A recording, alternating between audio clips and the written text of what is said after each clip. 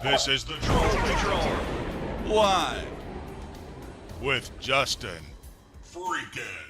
Welcome to the Troll Patrol, live. A show where I'm always not high enough for this shit. Human F being, welcome my friend, Princess Kimberly. Bring out the news, Gimp. Clinically, good evening, Warlord, my friend, Meat Cakes.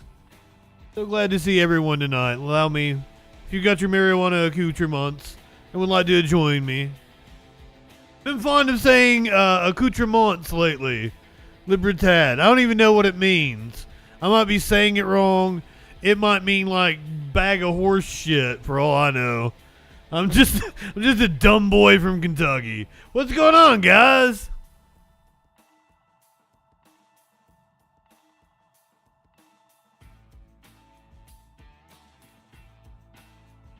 Nathan, Libertad, good evening. My good friend Libertad. Viva la Libertad. Finally beat Far Cry 6. Didn't go where I was expecting it. You want me to twist you literally want me to twist your arm? Is that a kink you've got? Quesadilla.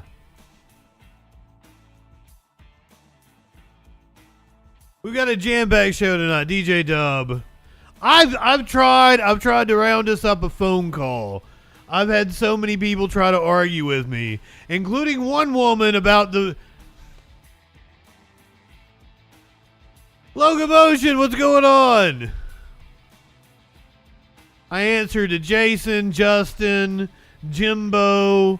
When I worked at the radio station when I was in high school, it was Jason, Josh, and Justin. We were the board ops. It's been my entire life. And my girlfriend's name was Jessica. That's fucking wild. And my best friends were Jason and Jesse. Different Jason that worked at the radio station. So all of my coworkers, Jason, Josh, Justin. We were the board ops at the radio station. I had a girlfriend named Jessica. My two best friends were Jesse and Jason. Gary Floyd. I thought he died in 2020. Was it that was what all that 8 minutes and 23 seconds? We had the moment of silence. We had all the protests.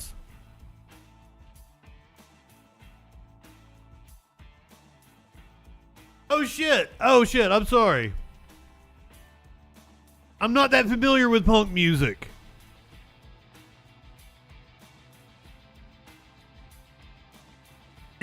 I'm Justin Freakin. But I honest to God will answer to any J name because that's been my entire life.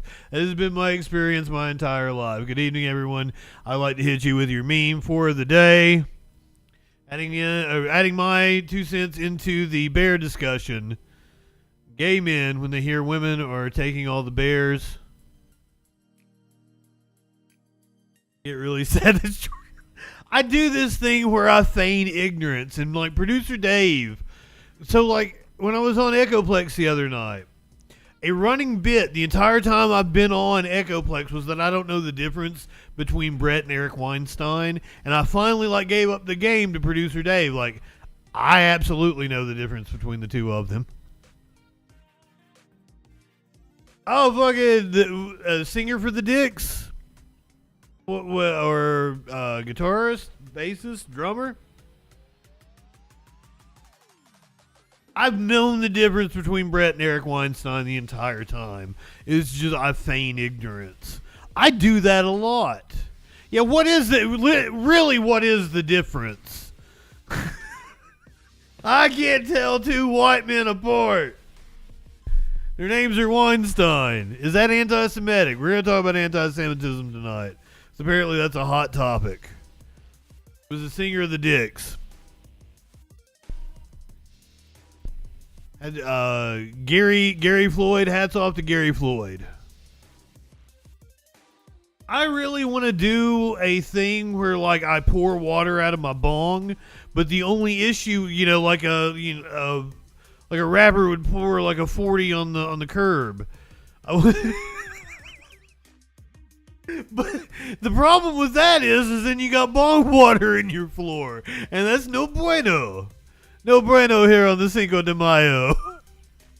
God damn it! I forgot it was Cinco de Mayo. I should have.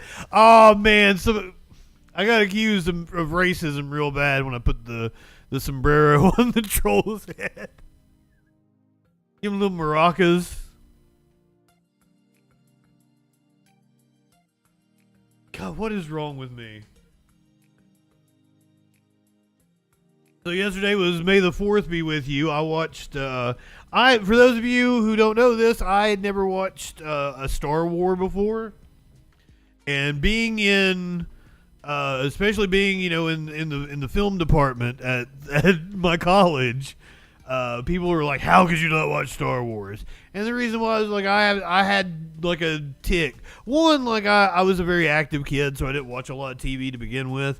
But, like, when I would watch something, I had to watch it from the very beginning. I couldn't miss any of the story. I hated commercials, so I usually like to watch things on, like, a rental of VHS or get my grandfather copied things off the satellite.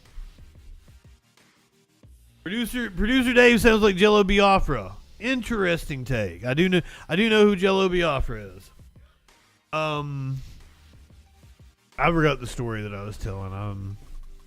That's what happens when you get too fucking high on stream.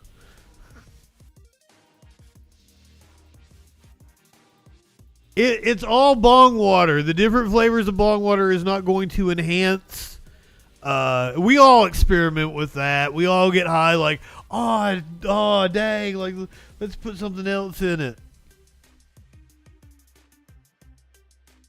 Human, I forgot what I was even saying. So like, completely lost my train. I have no memory. I don't. It's amazing. I can tell you stories while I'm on here.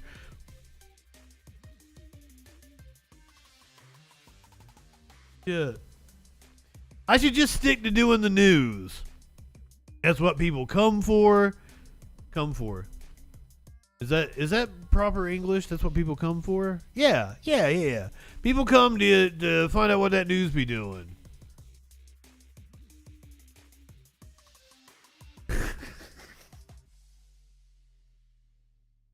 Would you believe me if I told you I did actually used to be a serious newsman? I was the news director. I'm not shitting you. Of 11 radio stations, not at the same time. 9 at the same time, and then 2 at another time. I've wrote for like 3 newspapers.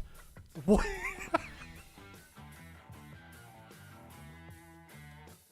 I never did news for a TV station. I did production for a TV station. I was cameraman, sound, graphics, shit like that. That's what I think I'm best at, but also I really like being a personality. The only problem is like I've gotten to the point where I am JustinFREAKIN. You can't hire me to go and do I can't go do a news report now. I can't go be on a TV station and be a fucking news anchor or a reporter. That ain't gonna fly. Too many videos out there of me saying too much fucking wild ass shit. There's a whole if you don't know, on the Discord, there's a whole thread of cancel Justin, just different clips of me saying racist. Some of them are out of context. One of them was like me agreeing with Matt Gaetz. Apparently that'll get you canceled as well. It wasn't on child grooming. That was not what I agree with Matt Gaetz on. Nor do I agree with Jerry Seinfeld on his child grooming. That's one of the things we're going to talk about. Apparently, the new movie starring Jerry Seinfeld, Melissa McCarthy, Amy Schumer has bombed. Can't really bomb because it's on Netflix, but like getting panned. Getting panned is the more apt description. A lot of 90s sitcom stars at the end of the show. We're going to talk about what Roseanne said to Sarah Gilbert after parting ways with the show she created, Roseanne, which went on to be The Connors. apparently had some revelation on her podcast. Speaking of podcasts, the king of podcasts, Joe Rogan. I don't even remember what the point is.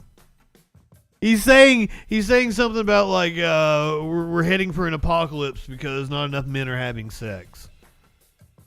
It's some dumb shit like that, but we're gonna talk about that. A judge who reversed a rape conviction has been removed from the bench. A woman went out on a date with a man and has died after being stabbed 4 times. Guys, that's the reason why they choose the bear.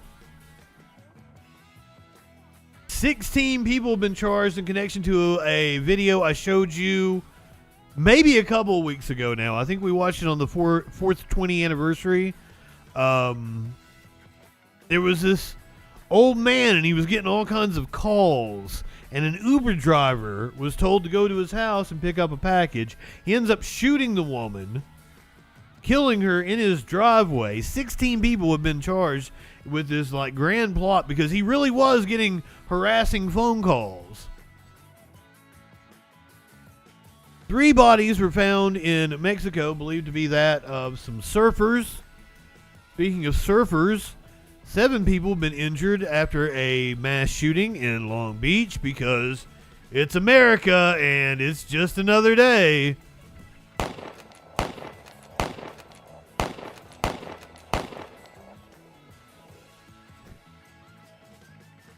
A car crashed into the front gate of the White House earlier today. People apparently believe that Marjorie Taylor Greene has overplayed her hand in threatening to oust Speaker Mike Johnson. We got to talk about a whole lot of Israel and a whole lot of protests, plus Myanmar. They used to call it Burma. I tried to do Istanbul, not Constantinople, but Myanmar and Burma do not work in that song because I tried it earlier today. Like I'm shameless about singing on the stream, but I'm not even going to try to. I workshopped it. It didn't work out. I attempted it, though.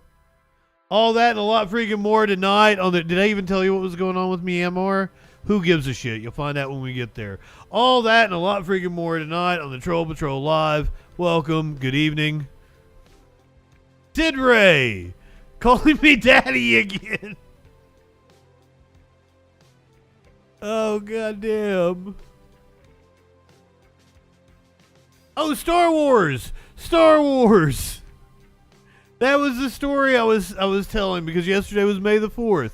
Yes, I had never seen Star Wars. I got made fun of for a long because like I'm a media buff. I won't necessarily say movies specifically. I'm a media buff. Here lately, I've been on a kick about playing like video games, old video games, new video games, every video game I can. It's like a critically acclaimed game. So I had never watched them. Everybody had been on to me, and for years, I'd threatened that I would watch them in chronological order because not many people ever got the chance to watch them, episode 1 through 3. But I didn't. My best friend, he kind of talked to me like, if you watch Phantom Menace first, you might not watch the rest of them. I was like, is it that bad? Which is wild considering what I'm getting ready to tell you guys. So I started this in 2019. This is the 5th year. I did episode 2. I did episode 2 this year. So I watched the original 3. Loved the first one. Thought the first one was amazing. And then I was like, Jesse told me right. I should watch the original 3. Great. I didn't think Empire Strikes Back was quite as good, but a very good movie. And then I absolutely, positively hated Return of the Jedi. That is one of the most god-awful movies I've ever seen in my life. I almost stopped at it. I was so fucking horrified at how the characters devolved. They weren't witty and fucking smarty. It was so dumb.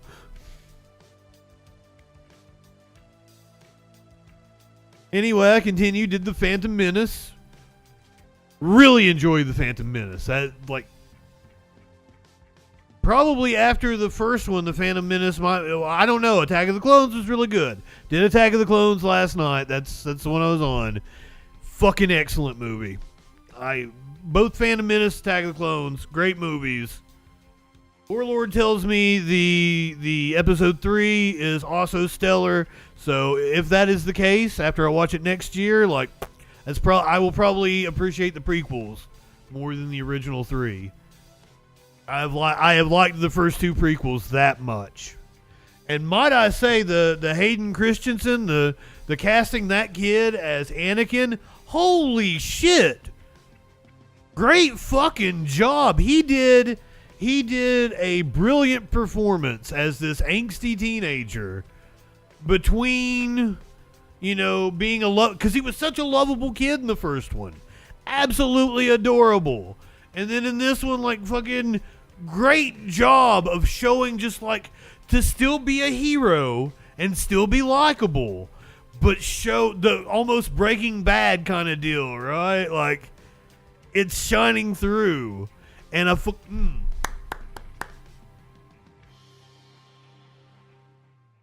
So, brilliant casting. He did an amazing job. I can't wait to see where it goes.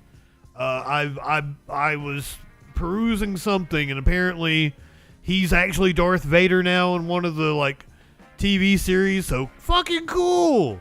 Excellent.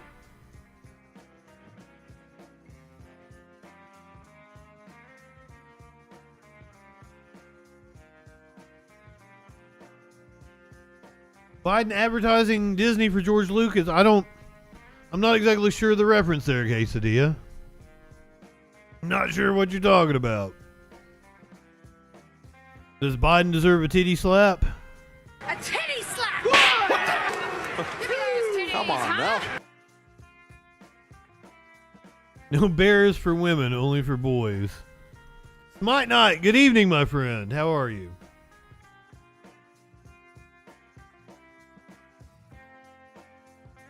I mean, consenting boys of age, I would hope. I don't know where you're going with that. Had a lot of right-wingers calling me pedo today. But that happens quite often. Wish we could get one of them to call in. You guys, it is 917-830-4359.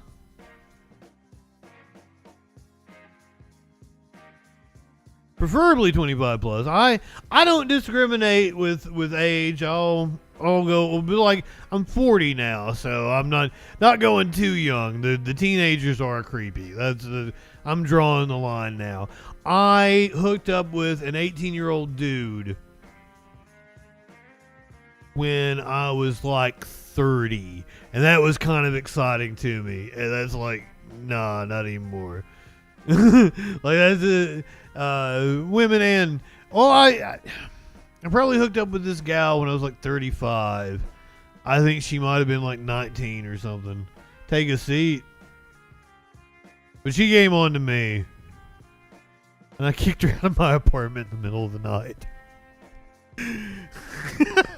Take it. I am sitting down.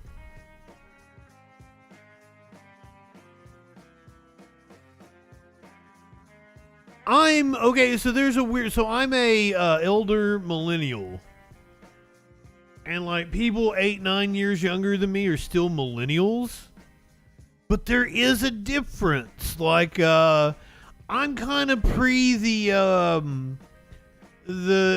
anime wave that swept the United States. Like just a few years younger than me, and they all play Dragon Ball Z or watch Dragon Ball Z and play. Fucking, I don't even know what to, I watched like a year of Power Rangers, and then I was too cool for that shit. Then I was trying to get pussy. Clinically. Have I told you good evening? Yeah.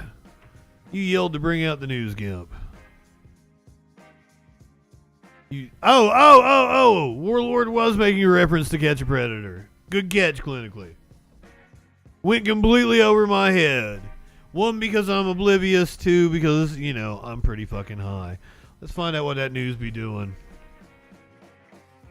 Oh, goddamn. Oh. I was about to say I didn't hit the commercials, but it's automatic now. I got it set. Don't have to worry about it. Yay.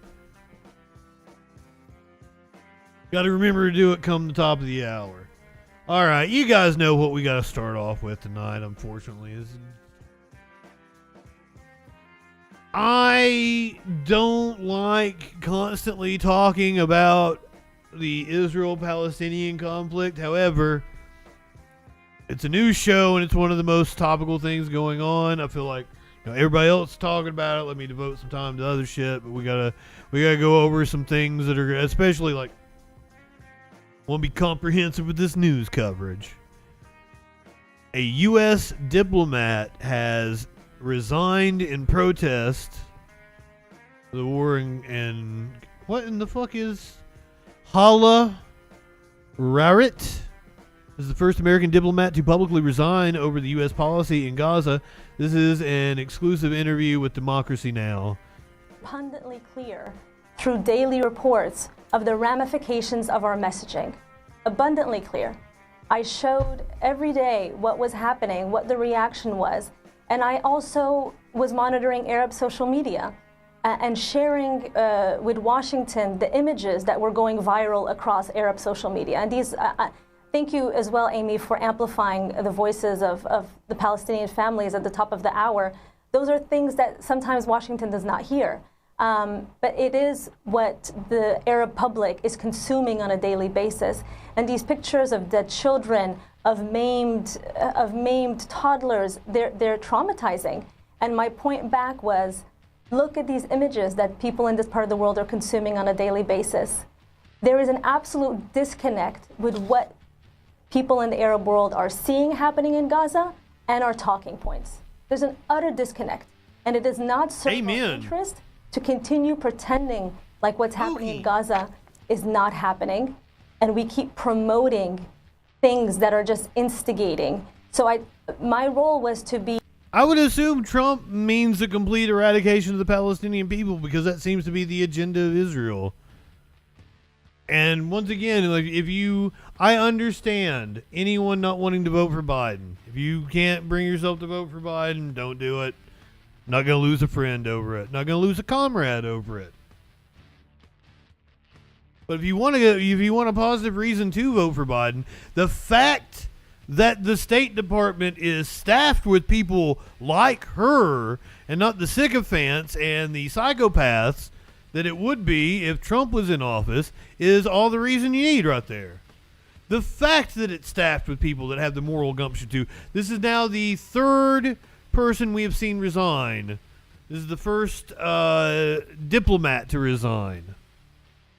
Hey, I totally understand. But do go vote down ballot. The local races. I keep reiterating, don't lose friends over this presidential race. I've done that for the last 20 years. It's stupid. It is stupid to lose friends, especially people that are nominally on your side. Because the decisions that put Biden in place to be the president happened back in the 80s, back when I was a little kid. I didn't have anything to do with that shit. And it's the decisions you make on the local level now. It's going to decide who's in the position to be president 40 years from now. Seriously, that's how this shit works. It's from the ground up. So, if you can't vote for Biden, go ahead. Don't do it. Don't care. Go vote down ballot. Go get involved. Go run for office. And we are coming up on election season. If anybody has decided that they would like to run for office, I am a video editor, media consultant. Reach out to me. I will help you make campaign videos, social media videos, shit like that, absolutely free. I will donate my services for the cause. If you want to run for office, not necessarily if you want to run for Democrat, run for DSA, run whatever the strongest third party is wherever you live, run for that. Go take that party over. It's amazing how easy it is to actually take over your local Democratic Party, though, in your county. You would be surprised. Be a spokesperson, but I also believe my role to be to serve the United States, to advance American interests, to have effective messaging, not just messaging. And I could not in good conscience do something and go out on Arab TV knowing that it was hurting my country, doing that, not helping it. Explain more specifically, because this is a serious, important critique and charge, that the president, that the Secretary of State are actually endangering U.S. national security with the position and the support of Israel that they are taking right now. Absolutely, absolutely. I mean, we had 3 of our troops killed in Jordan. That was in direct reaction to our Israel policy. Clinically, to take over your local Democratic party? Probably, because it's 72% red. You have a very good shot. It's not going to take too many people getting in there to take over the party. Just throwing that out there. And when that happened, I said, again, I will not be part of this. And then if an attack happens, the party might not even exist in your county. I would not be able to sleep at night. Because my face on that screen, on that Arab news channel, may have been the thing that prompted the person to go and retaliate or commit an act of terror. The anger in the region is palpable, and it is traumatic.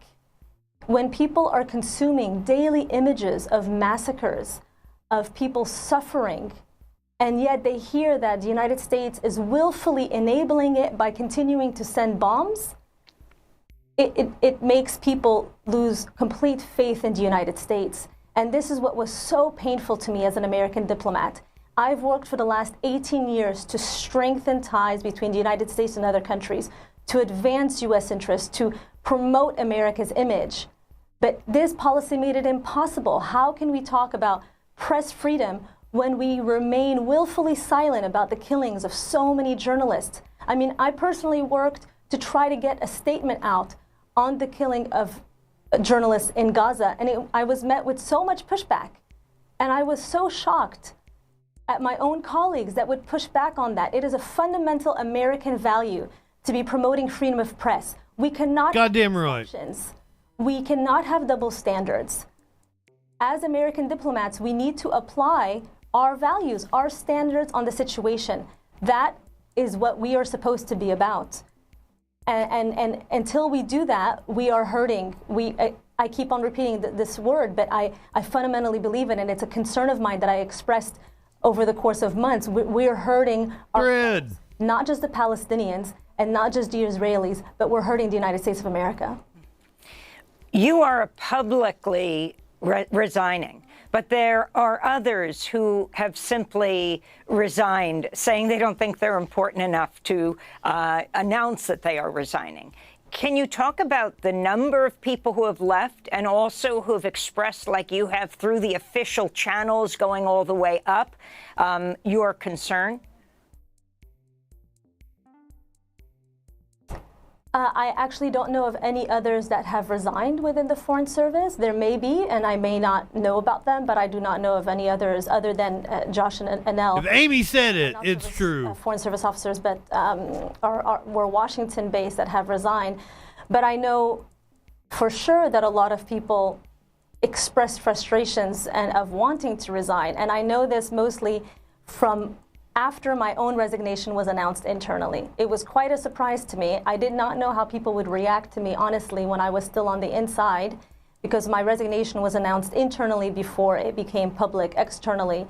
And at that point, so many people approached me and talked about how they've been so frustrated with the policy. They felt like they couldn't say anything. They felt like they couldn't do anything. They were worried about their careers. They were worried about if they spoke. Yeah, we watched your interview a couple months back. What would that do to them? And it was very disheartening to hear. It's not what the State Department is supposed to be about. Many told me that they wish they could resign because they really could not keep maintaining every single day under this policy, but they couldn't for financial reasons, for other considerations related to their families. Healthcare. And so it is a sad time within the department. As far as I'm concerned, and I can only share of my experience, of course. The State Department is a very large institution, but I can tell you After 18 years of service, you get to know a lot of members of the diplomatic corps. And it's an unprecedented time. It's very uneasy. And I think everyone wakes up hoping that the next day will be better. But we really do need some fundamental changes to this policy because it is such a failed policy that is just hurting all parties involved.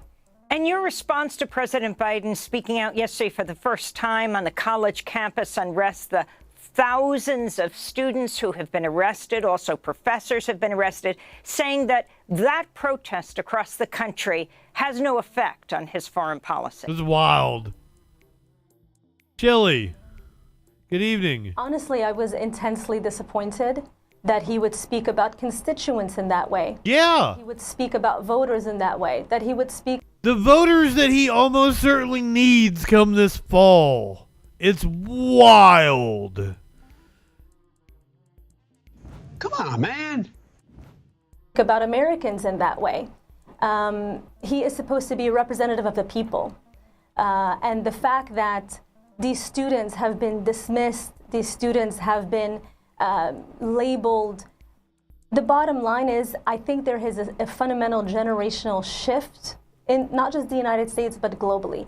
Because these students, much like people across this region, have been consuming on a daily basis the images coming straight out of Gaza. I think we should mandate voting. On their social media feeds, the children I'm fascist about freedom. dying of starvation. They're seeing on their social media feeds the bloody toddlers that are being carried with an arm blown off. They're seeing this on a daily basis. That's a new t-shirt. 7 months to rise. If President Biden, if Secretary Blinken had solved this crisis, there would have been no student protests. The buck stops with the president. Force them to I'm going to say it. It is a failed policy. It has not succeeded in bringing home the hostages. It has not succeeded in making Israelis safer. And when students are seeing a potential plausible ongoing genocide, they are reacting to it. They are reacting to the fact that their academic institutions may be financially invested in the killings of innocent people in Gaza. They're reacting to the fact that their government is continuing to enable the killing of innocent civilians. And it is a fundamental democratic right in the First Amendment. And it was very, very disheartening to hear the president just dismissing them that way without even addressing the source of their concerns. Of course, I am absolutely against any type of violence on campus or anywhere else. It should be inclusive. No student, she condemns, regardless of their religion, of their race, of ethnicity, need to be targeted whatsoever, and that is clear, and that should go without saying. But it is also clear that there was so much community in these protests. There were Jewish students with Muslim students, with Christian students, with atheists, with agnostics. It doesn't really matter. People were unified in calling for an end to the carnage and an end to the violence. And suppressing them in such a violent manner is horrific. And it's also not necessary. Again, as a diplomat, I fundamentally don't believe in solving conflicts through arms or through violence. I believe in sitting down and talking with individuals, sitting down and negotiating, not in suppression. Hala Rarit, I thank you so much for being with us. Hala Rarit is the first State Department diplomat to resign over the Biden administration's Gaza policy. Yeah, but she's a diplomat doing communications. That's like, she's not in that part of the department. Because that's what, like, she did, like, Arab communications for them.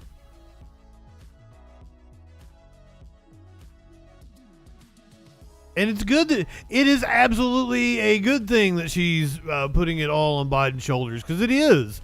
It is insane. The Trump administration exposed to me exactly how much power not just the executive branch, but the president himself has. There is no deep state. Well, we could at least impede their ability to be able to do what they're doing. And we're not doing that. We're just throwing fuel on the fire.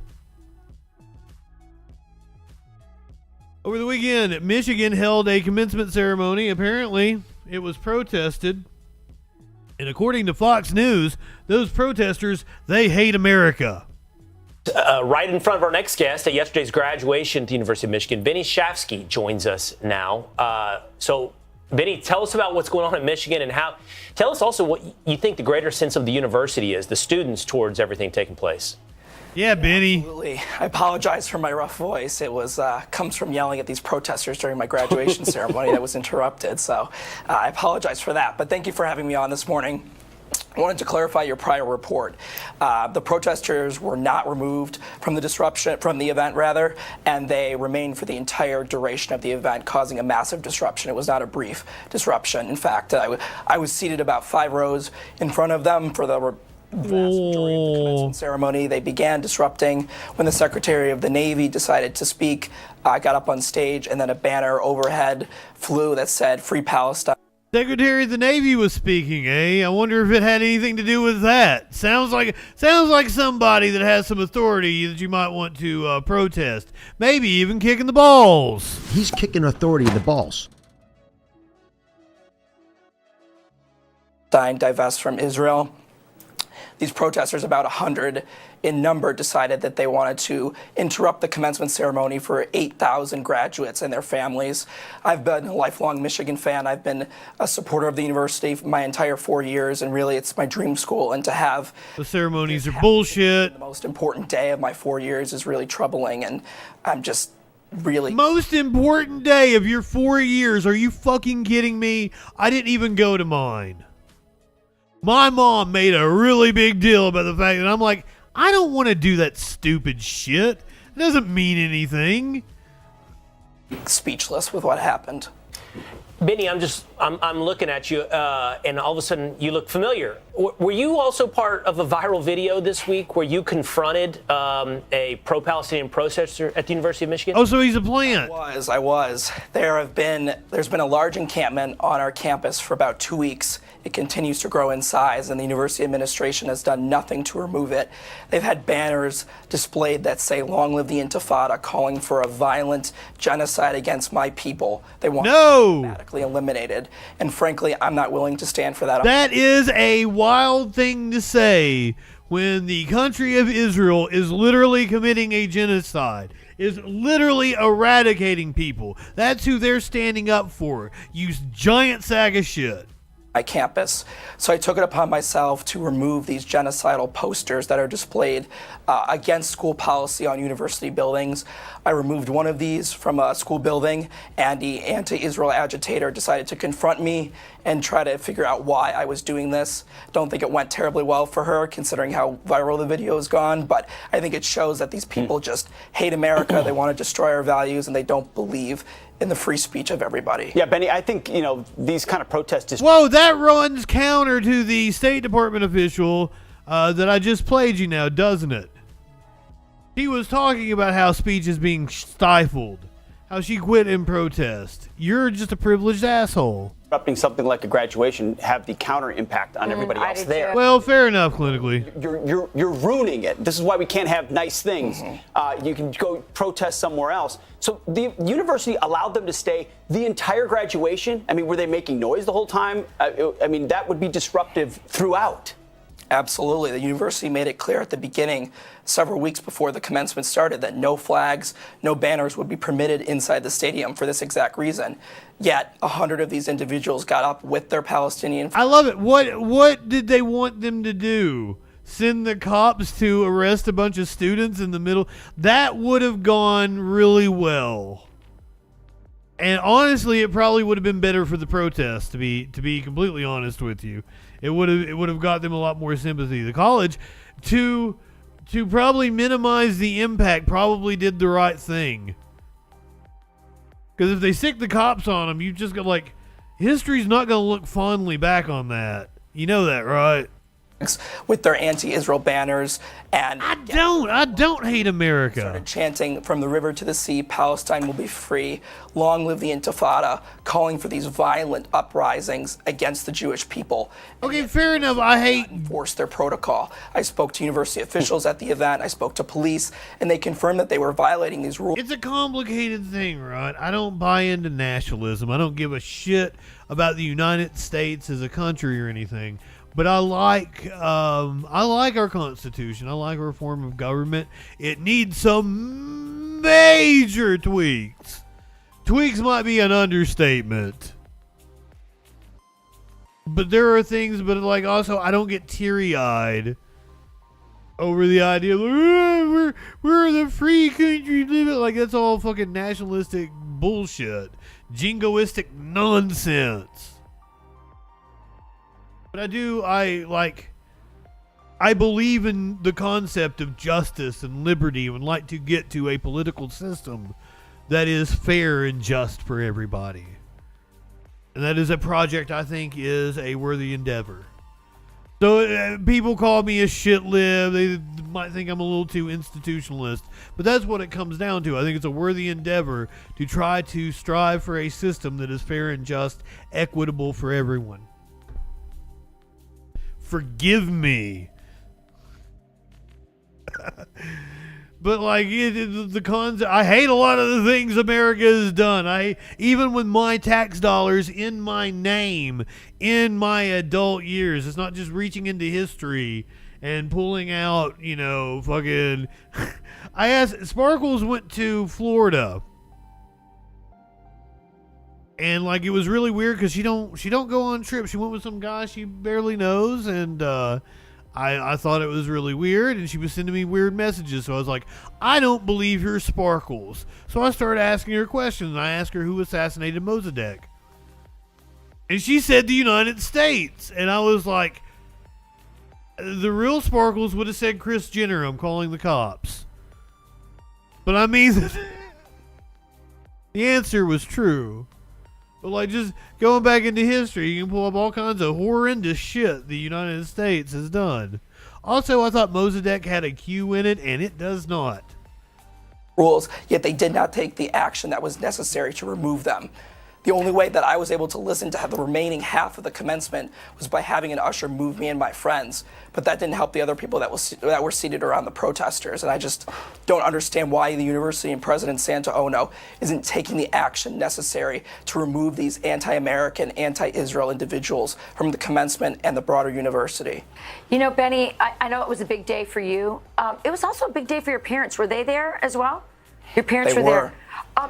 As you guys have sort of processed what happened yesterday, and by the way, I'm a parent who went to a graduation ceremony like this at a big university. This is an example of an emotive argument. This is a news station doing a disservice. Oh, I'm a parent and I went to a graduation like this. Don't you remember how that graduation made you feel? It has nothing to do with the facts on the ground of what is going on in the public policy that is being debated. And it is disgusting that we have news organizations doing this bullshit. I would just be so angry as a parent. I paid for that event. I paid to be there after so many years of paying and supporting my daughter. I would be furious. Tell me what your parents' reaction is. And also, if they have any regrets. I mean, I attended a summer at the University of Michigan. It's famously liberal. And so are there any regrets that they have about really, in some way, whether they acknowledged it when they did it or not? We're all supporting, you're supporting with your financial dollars an institution that did exactly what you described, did nothing, in fact, enabled people who have no respect for just being civil. Yeah. They wanted a violent crackdown. My family's been supporters of the University of Michigan for my entire life. My parents went to the University of Michigan. My grandparents went to the University of Michigan. We love the University of Michigan, and it's a legacy. A university that we no longer recognize. Yes. This was our fear for months that this was going to happen, and yet it happened, and nobody did anything about it. So I think we're questioning our support for the university moving forward. Wow. Good. We all have to. That's the hard part. They're trying to blackmail the school. Like, oh, we're going to remove our money from you if you don't crack down on the protests in a violent fashion. This is insane. All love our alma mater, and we have those connections. But if it's turned into a little Marxist camp where they're allowing areas to do whatever they want, it's time to reconsider. But Benny, all of that aside, you deserve a graduation in peace to be congratulated for an accomplishment of finishing. We're proud of you too. Fuck you, Benny. Congratulations. I wish you. He's probably like the campus head of TPUSA or some shit like that. Oh God, do you want me to look it up?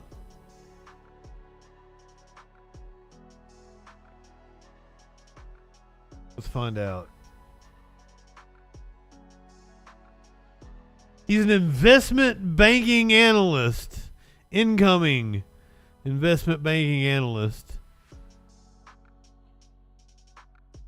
The Shavesky family. Yeah, they're all hoity-toity.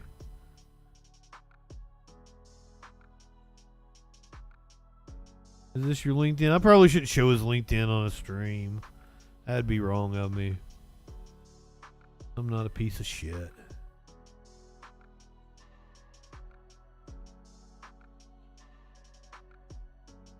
Go down to the campus of Ole Miss in Mississippi. If you probably already seen this clip. Currently under investigation by the campus.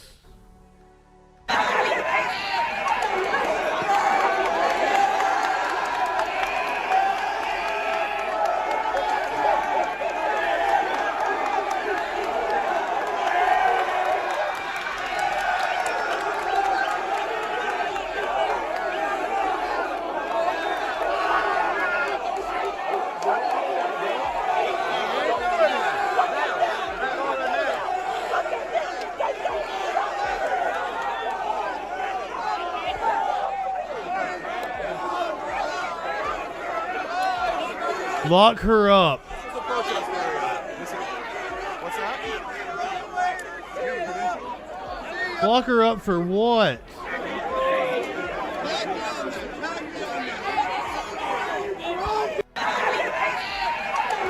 That fucking outfit. Like, who fucking wears that shit? You look like a goddamn moron. I know right-wingers are like sucking your ass right now because you went out and did this shit. But like, seriously, you look fucking stupid.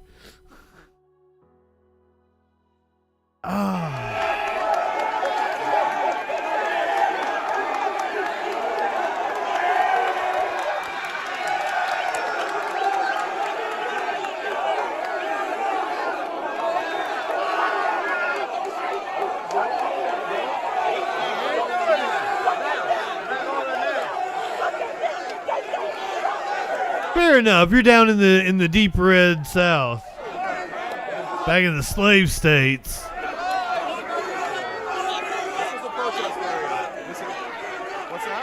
And it's a bunch of asshole bro frat looking motherfuckers. Now apparently the dude that was making monkey noises has been booted from his fraternity. Video of white students jeering at a single black protester sparked outrage from the left and the administration and the admiration from the right. Oh, it's all like white dude bro guys. This is the dude making the monkey noises. University of Mississippi student who was seen on video making monkey noises and jumping up and down to mock a black pro-Palestinian protester has been expelled from his fraternity after his actions went viral on social media. The fraternity, Phi Delta Theta, announced in a statement on Sunday that the man in question had been swiftly removed from the organization. Some dumb fuck on Facebook told me, like, nice lisp you have there. I don't have a lisp. These motherfuckers make up the dumbest shit. I get told, like, the weirdest fucking things. It's like an insult. I don't have a lisp. Some dude was like, nice futon behind you. I'm like, what futon? Said my apartment looked dingy. I'm like, does? The racist actions in the video were those of an individual and are antithetical to the values of Phi Delta Theta and the Mississippi Alpha chapter. The responsible individual was removed from membership on Friday, May the 3rd. It was unclear whether the unidentified man would be allowed to rejoin the organization at Ole Miss or any other chapter in the future. Well, fair enough. I just like the fact that they make up shit blows my mind. I'm a gold mine of things to make fun of, and you make up shit. That's what gets me. Anyway. The fraternity's announcement came just days after the university launched a student conduct investigation into at least one student as a result of the racist counter-protest encounter. In a letter addressed to the campus community on Friday, Chancellor Glenn Boyce said the university was aware of behavior that was offensive, hurtful, and unacceptable, including actions that conveyed hostility and racist overtones, although he did not clarify that it was pro-Israel counter-protesters who lodged those racist attacks. While student privacy laws prohibit us from commenting on any specific student, we have opened one student conduct investigation. We are working to determine whether more cases are warranted. On Thursday, counter-protesters overwhelmed a small demonstration in support of Palestine, which had been peacefully assembled on the grassy area of campus. Counter-protesters surrounded the fenced-off protest area and chanted things like, "Hit the showers, your nose is huge," according to Mississippi Today. The jeers were especially vicious toward a black female protester who separated from the rest of the protest encampment. Video showing a group of mostly white male counter-protesters mocking her quickly went viral after they hurled taunts like Lizzo and lock her up as she was guided away by police. In his message, Boyce said this kind of harassment is unacceptable.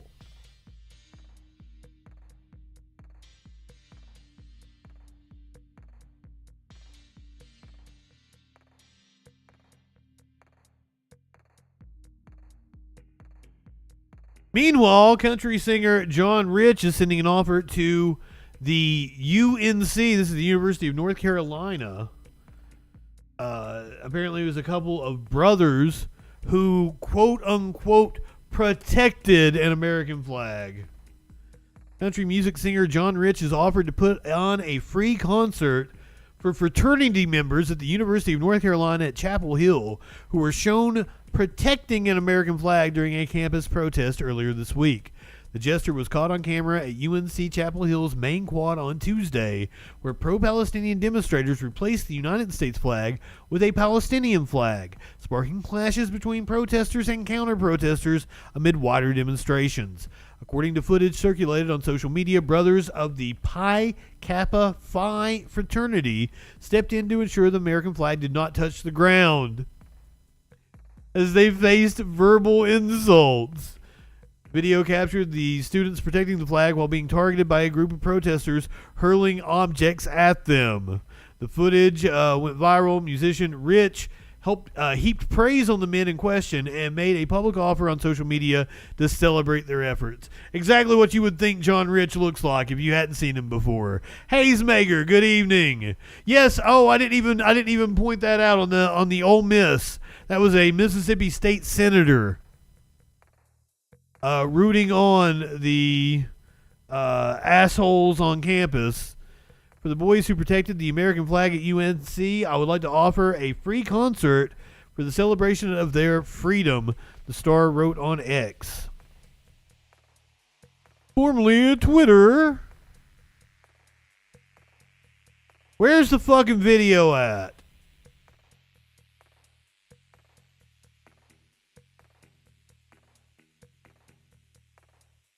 Did I finally get to it?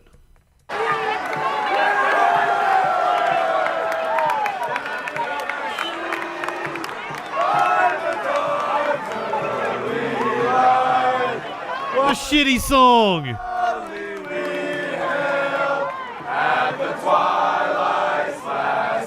Get a better song. They're not even in key.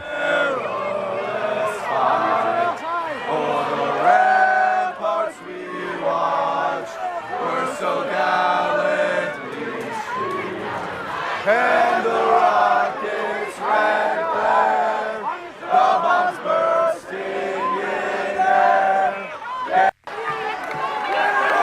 Yeah, they love wearing the flag as clothing, as we saw in the previous clip. I don't think there's like that was all the video. A little let down. Oh, here is a picture of them holding it up.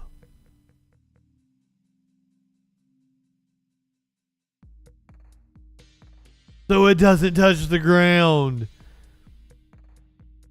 Because, you know, it's magically going to shock everybody if it touches the ground or something. I don't even know why. Oh, you know I would piss on it in a heartbeat.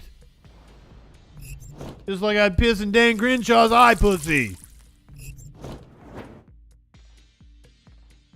Oh, I thought it was raining. You might be right. They might be like throwing like water bottles or something at them, and we're seeing like residual splash or some shit.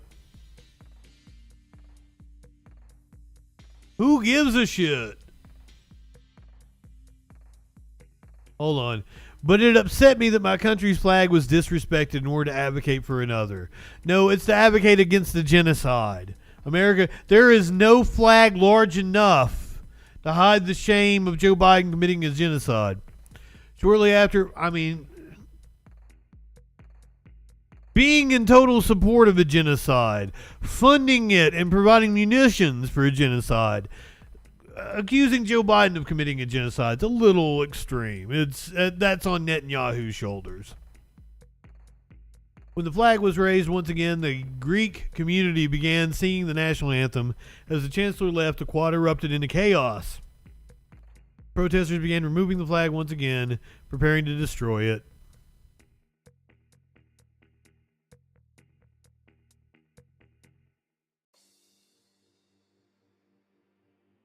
Elon Musk had a take on the flag controversy.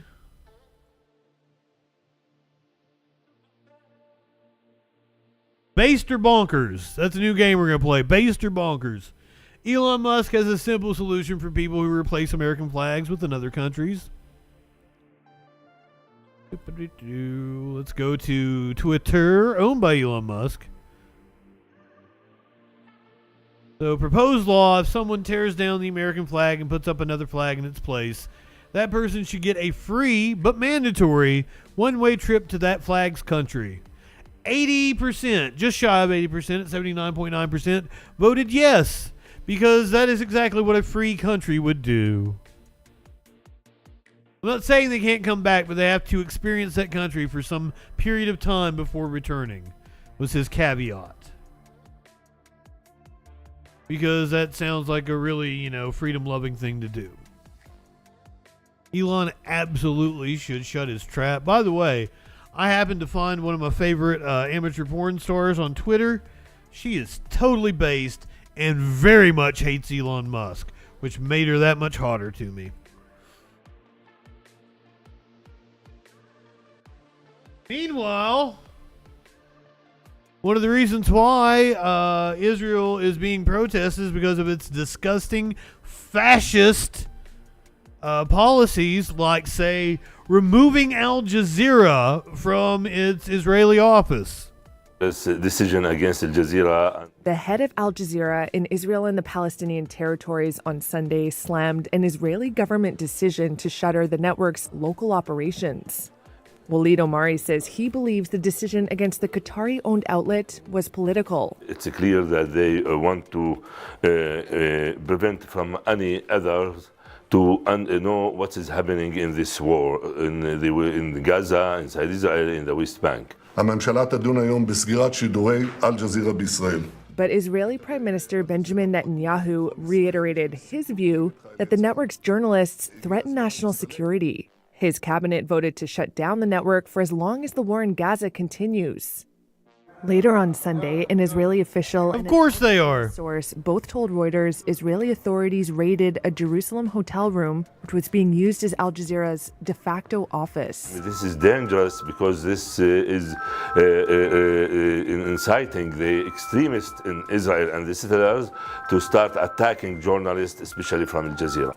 A government statement said Israel intended to close Al Jazeera offices, confiscate broadcast equipment, and block the channel from Israeli cable and satellite companies. It did not specifically mention the network's operations in Gaza. Al Jazeera has been critical of Israel's military operation in Gaza and has reported around the clock throughout the war in the enclave. I think the Israeli government is feeling pressure by our coverage. In April, the network accused Israel of trying to systematically silence it.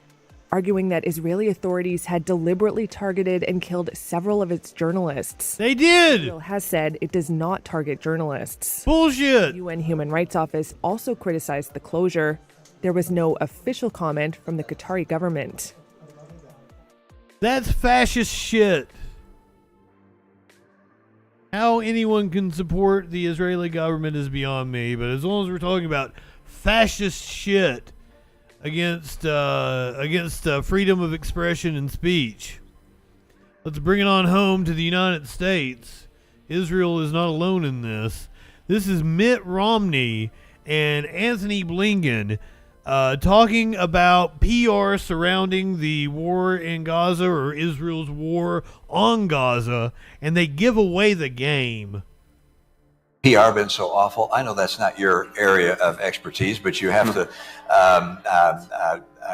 have some thoughts on that, which is, I mean, as you've said, why has Hamas disappeared in terms of public perception? An offer is on the table to have a ceasefire, and yet the world is screaming about Israel. It's like, why aren't they screaming about Hamas? Accept the ceasefire, bring home the hostages. It's said it's all the other way around. I mean, typically the Israelis are good at PR. What's happened here? How have they and we been so ineffective at communicating? Wow. The realities there, and we're on an intravenous feed of information with new impulses, inputs every millisecond. And of course, the way this is played out on social media has dominated the narrative. And you have a social media ecosystem environment in which context, history, facts get lost, and the emotion, the impact of images dominates. And we can't discount that. But I think it also has a very, very, very challenging effect on the narrative. Yeah, a small parenthetical point, which is some wonder why there was such overwhelming support for us to shut down potentially TikTok or other entities of that nature. If you look at the postings on TikTok and the number of mentions of Palestinians relative to other social media sites, it's overwhelmingly so among TikTok broadcasts. So I'd note that's of real interest, and the president will get the chance to make action in that regard. And that's why they want to ban TikTok, so they can control the narrative. Mehdi Hassan gave an interview to Majority Report on Friday, and he was talking about just how stunning it was to watch manufacturing consent play out in real time, and so with such gusto. I can't remember the words he used to describe it. I highly recommend that, because I mean, he's a victim of it.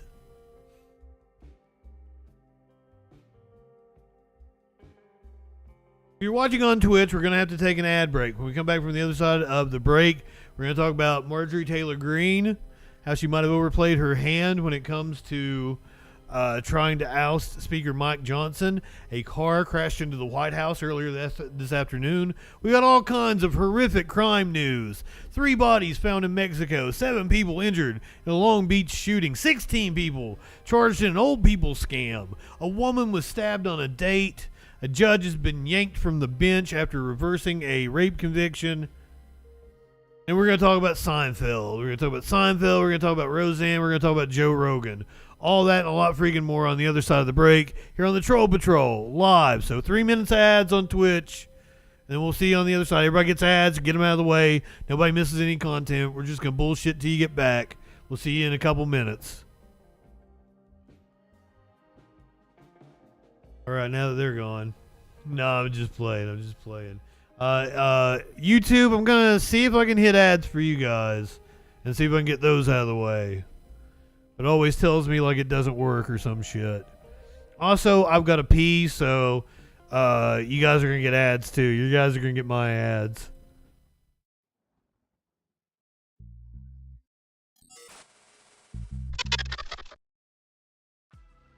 Hi, I'm JustinFREAKIN. I'm a leftist broadcaster and comedian, not liberal, leftist.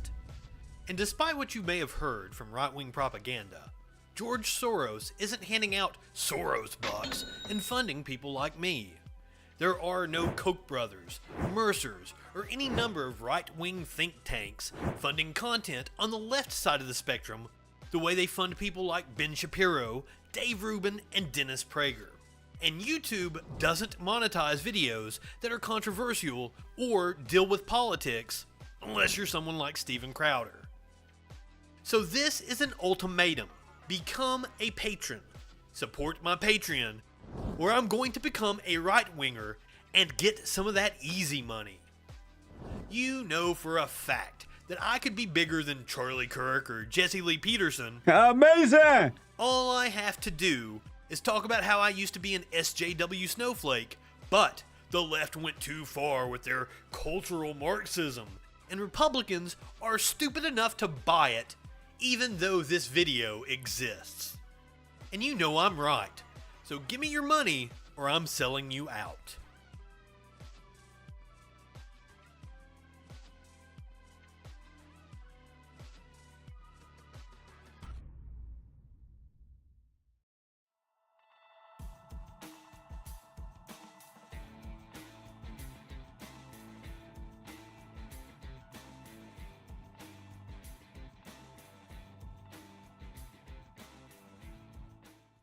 We live in turbulent times.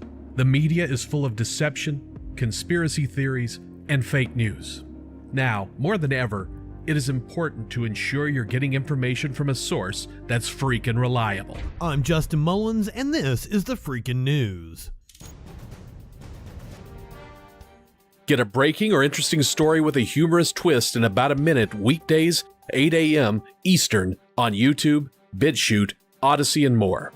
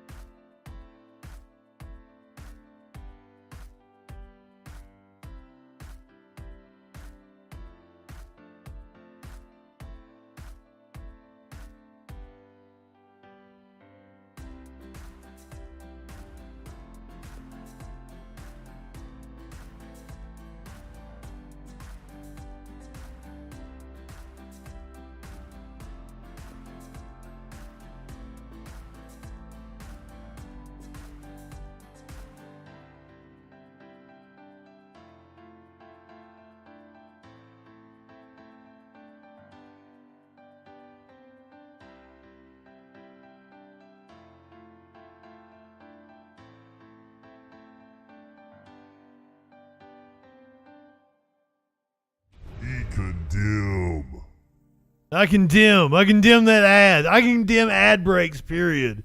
Sorry it took me so long. I marinated chicken and put a potato in the oven. Because I'm hungry. I'm fucking hungry right now. Speaking of which, let's get high. Goddamn Anthony Blinken and Mitt Romney over here giving away the game. Saying they want to ban TikTok, to stop public opinion from turning on their stupid fucking wars and genocide and shit. Fuck you, Mitt Romney. I've always hated you.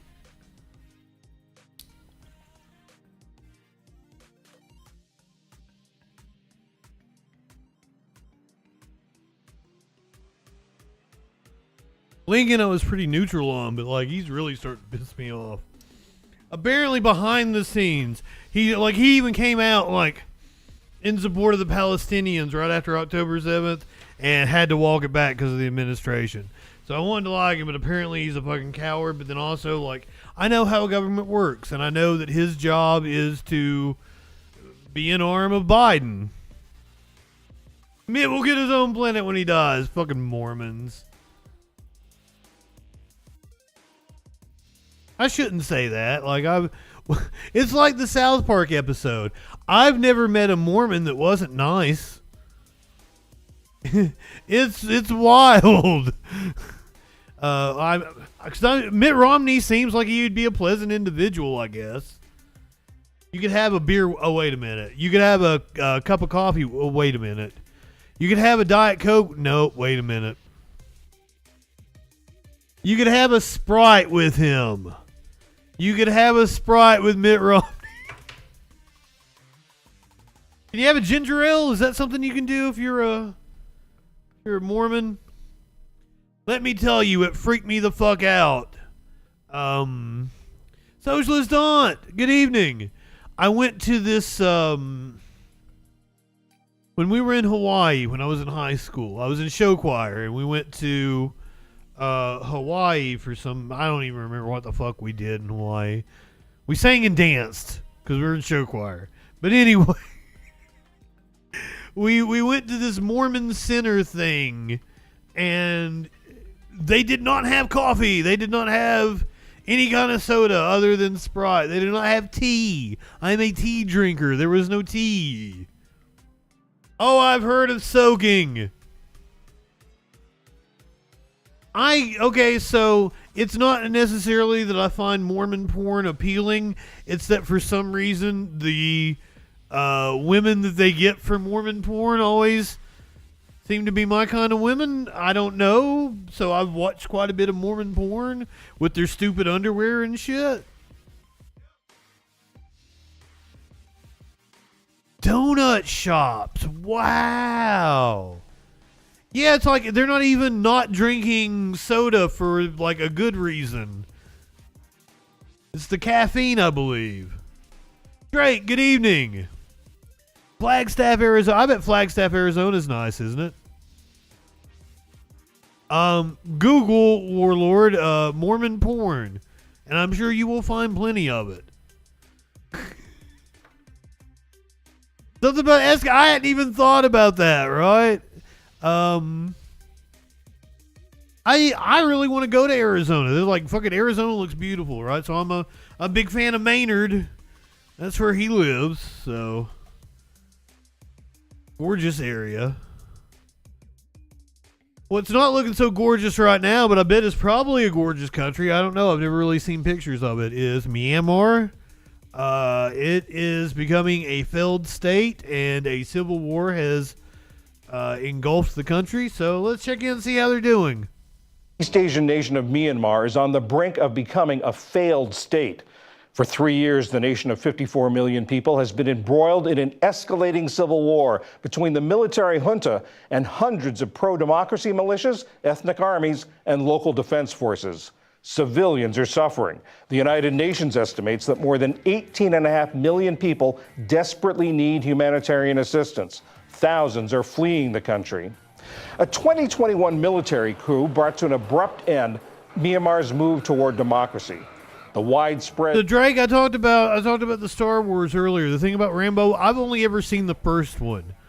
So, like, the whole mythology of Rambo is this big badass that comes in, just fucking wipes the floor with everybody, is not the Rambo I am familiar with. I'm familiar with John Rambo the Transient, fresh out of the military. I think I'll stop exactly where I've stopped at. The first one was really fucking good. Refuses to call it Myanmar. Should I call it Burma? I'm not exactly familiar with the whole etymology of the names. Is Myanmar like a colonized name, and we should acknowledge it as Burma? I am very much willing to be educated on that. Burma is the British name. Interesting. Peaceful protests that followed were put down by the junta with a brutal crackdown. Scores of opposition I condemn that. Fled the cities for the mountainous jungles that make up much of the country. Pro-democracy militias and armed ethnic groups united with the common goal of overthrowing the junta. Last month, rebel forces took control of a key economic hub that was responsible for $1 billion in trade last year. It's among the latest in a long line of junta defeats over the last 6 months that has left resistance groups in control of a significant part of the country. Earlier, I spoke with Burmese-American journalist A. Min Tant about the current situation in Myanmar. Fighting has really escalated in Myanmar since October of 2023, where Myanmar saw large resistance forces really coalesce and form an allyship and launch a coordinated attack against the military on multiple fronts. And since then, major gains were made, especially along the border regions, along major trade routes, and in several cases, trade towns and trade routes were able to be shut down. Although the military has regained control of some of these areas, they have been dramatically weakened. Who are these groups that are fighting the junta military? Who are they and what do they want? So there's various groups that are fighting the military.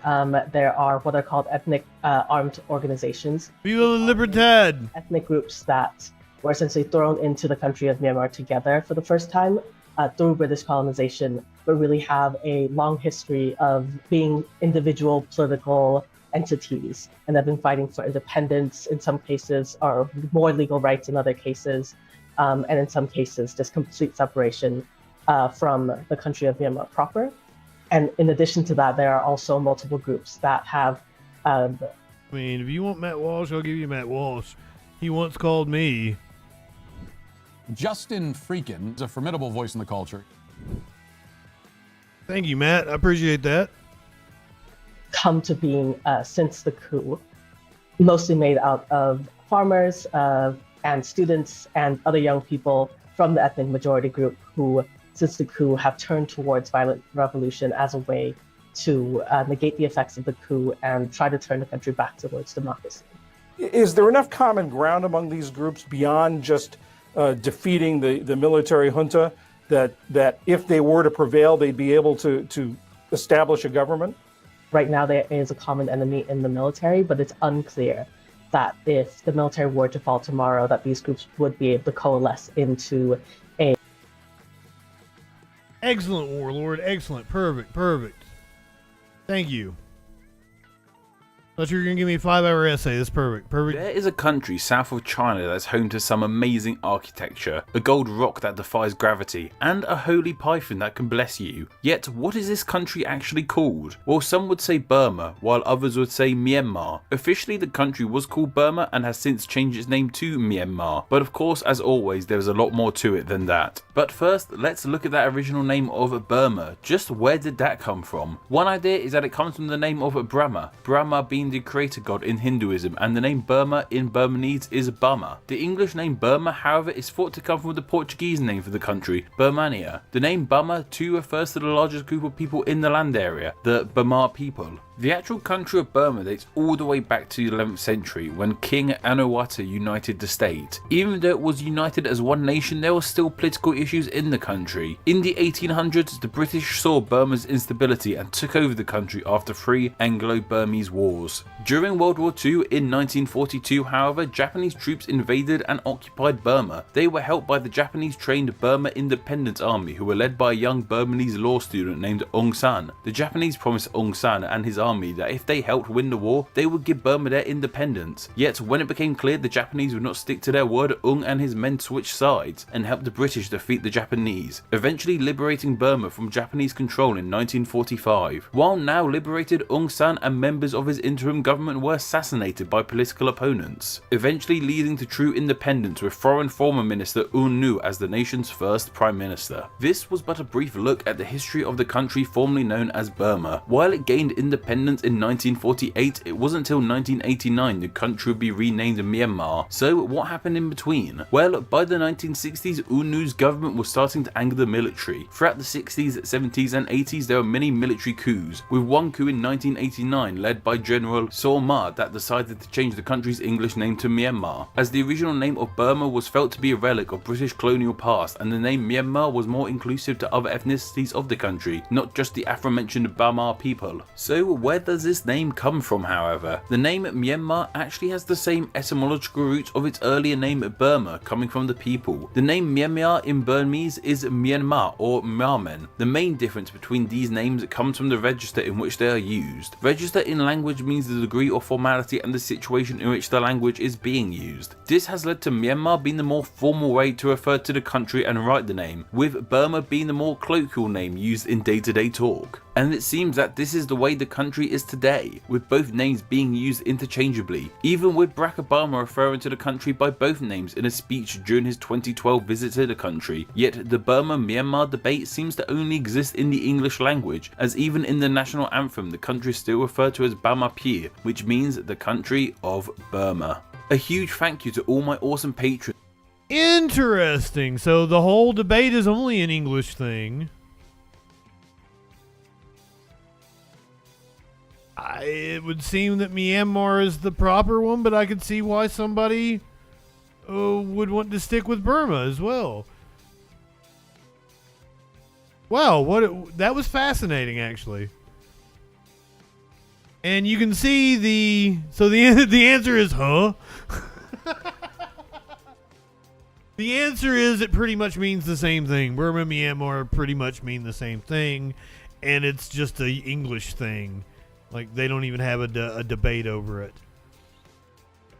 Anyway, given that brief history lesson, you can see why it is so... Toads, good evening. Why it is plagued with instability. And what got us to this point that we're at now. Government? Right now, there is a common enemy in the military, but it's unclear. Well, it's only a 3-minute video, Nathan. What to call tomorrow that these groups would be able to call. I appreciate it being concise. A formal government or even some sort of interim government in order to lead the country back into a unified whole. On one hand, there is a civilian shadow government that has formed since the coup, but they don't necessarily have the buy-in of a number of ethnic groups and ethnic organizations that felt that their parties, even when the civilian government was in control, that they really respected and saw various ethnic groups as their equals. So this fighting's been going on for about 3 years. What's been the effect on the civilian population? The UN Refugee Agency estimates that over 2.5 million people have now been displaced internally in the country since the beginning of the coup, and over 100,000 people have been displaced into neighboring countries. Ida. And that's, of course, not counting nearly 1 million Rohingya refugees who were displaced in previous waves of military violence. How much support are the displaced people, not only within Myanmar, but who fled Myanmar? How much support are they getting? So various humanitarian organizations are trying to still function in Myanmar and distribute aid. Unfortunately, in order for them to operate, they are forced to essentially collaborate with the military. And in many cases, the military prevents these organizations from being able to go to certain areas, citing security concerns, to distribute aid. The surrounding countries, Thailand, India, Laos, and China, don't provide very much aid to refugees, if any at all. Thailand does not recognize refugees as a class. The same holds true largely in India as well, where the Modi administration is not happy with the amount of refugees that are coming into the country. Bangladesh has really closed its borders as much as it can to additional refugees from Myanmar. And the border along Laos and China has also been really on guard since COVID and has largely not been trying to accept refugees as well. The United Nations has described the human rights situation in Myanmar as a never-ending nightmare. Who's committing these? Are these one side or the other? I've always said Laos. Violations? So according to monitoring organizations, the vast majority of human rights abuses are being committed by the military. The military is engaging in extrajudicial killings. Over 50,000 people have been killed since the coup, either through torture, extrajudicial killings, airstrikes, war, arson. The military also engages in airstrikes on largely protected places like schools, hospitals, and religious sites. There's a weaponization of arson, burning down of entire villages, rape as a weapon of war. And lately, we're also seeing a lot of forced recruitment by the military. On the other hand, we are also seeing human rights abuses from the resistance side. There have been reports of extrajudicial killings, especially of people who have been accused of being informants for the militaries, or people who are seen as collaborators who are not necessarily armed combatants. What's the road ahead look like? Is it possible that one side or another could prevail, or is this just going to be a deadlock? So the fighting has been going on for 3 years, but we've really seen a lot of big moves in the last 6 months. Despite the fact that the conscription law has existed for many years at this point, this is the first time in history that it's being used. And analysts have taken this as a sign that this means that the military is quite desperate to try to fill its ranks, especially as they're starting to lose more and more battles. So what started off as largely, young, untrained people, many of whom grew up in cities and had never touched a weapon, or people who were largely farmers, using homemade weapons and commercial drones, have now turned into pretty battle-hardened troops who have gotten their hands onto military weaponry. Amen, Tant. Thank you very much. Thank you for having me. Amon Taunt. I honestly thought her name was Amon Taint. I'm glad I let him say it instead of me say it. I was totally gonna fuck it up. Let's bring it back to the United States, where this week, this really doesn't fit in with anything else we're doing tonight, but like I felt like I need to bring this up because this could be a prelude to what we're going to be seeing this week, but doesn't look like it's going to be. Marjorie Taylor Greene threatening to oust the Speaker of the House, Mike Johnson. Didn't somebody sign on with her, like Paul Gosar or something? I think she's got a sponsor with her. Unprecedented situation in the House. Democrats, yes, Democrats, plan to protect Republican Speaker Mike Johnson this coming week by voting to block a move to oust him. That decision essentially dooms Republican Congresswoman Marjorie Taylor Greene's motion to vacate, which she plans to bring for a vote this week. Mike Johnson is not capable of that job. He has proven it over and over again. Now we have Hakeem Jeffries and the Democrats coming out, embracing Mike Johnson with a warm hug and a big, wet, sloppy kiss. You live in sexual anarchy.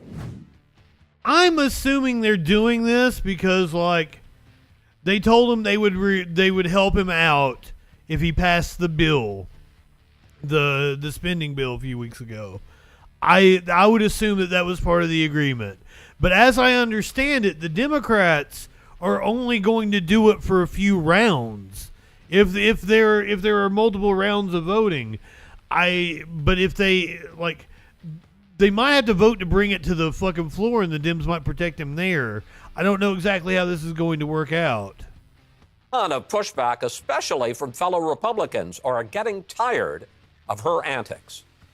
I think this is all about wanting more attention and not producing actual results. 98% of us find it disgusting. This is a distraction, and I think it's a mistake. We're tired of the chaos. We're tired of the anarchy. I really don't give a rat's ass what anybody up here says about what I'm doing.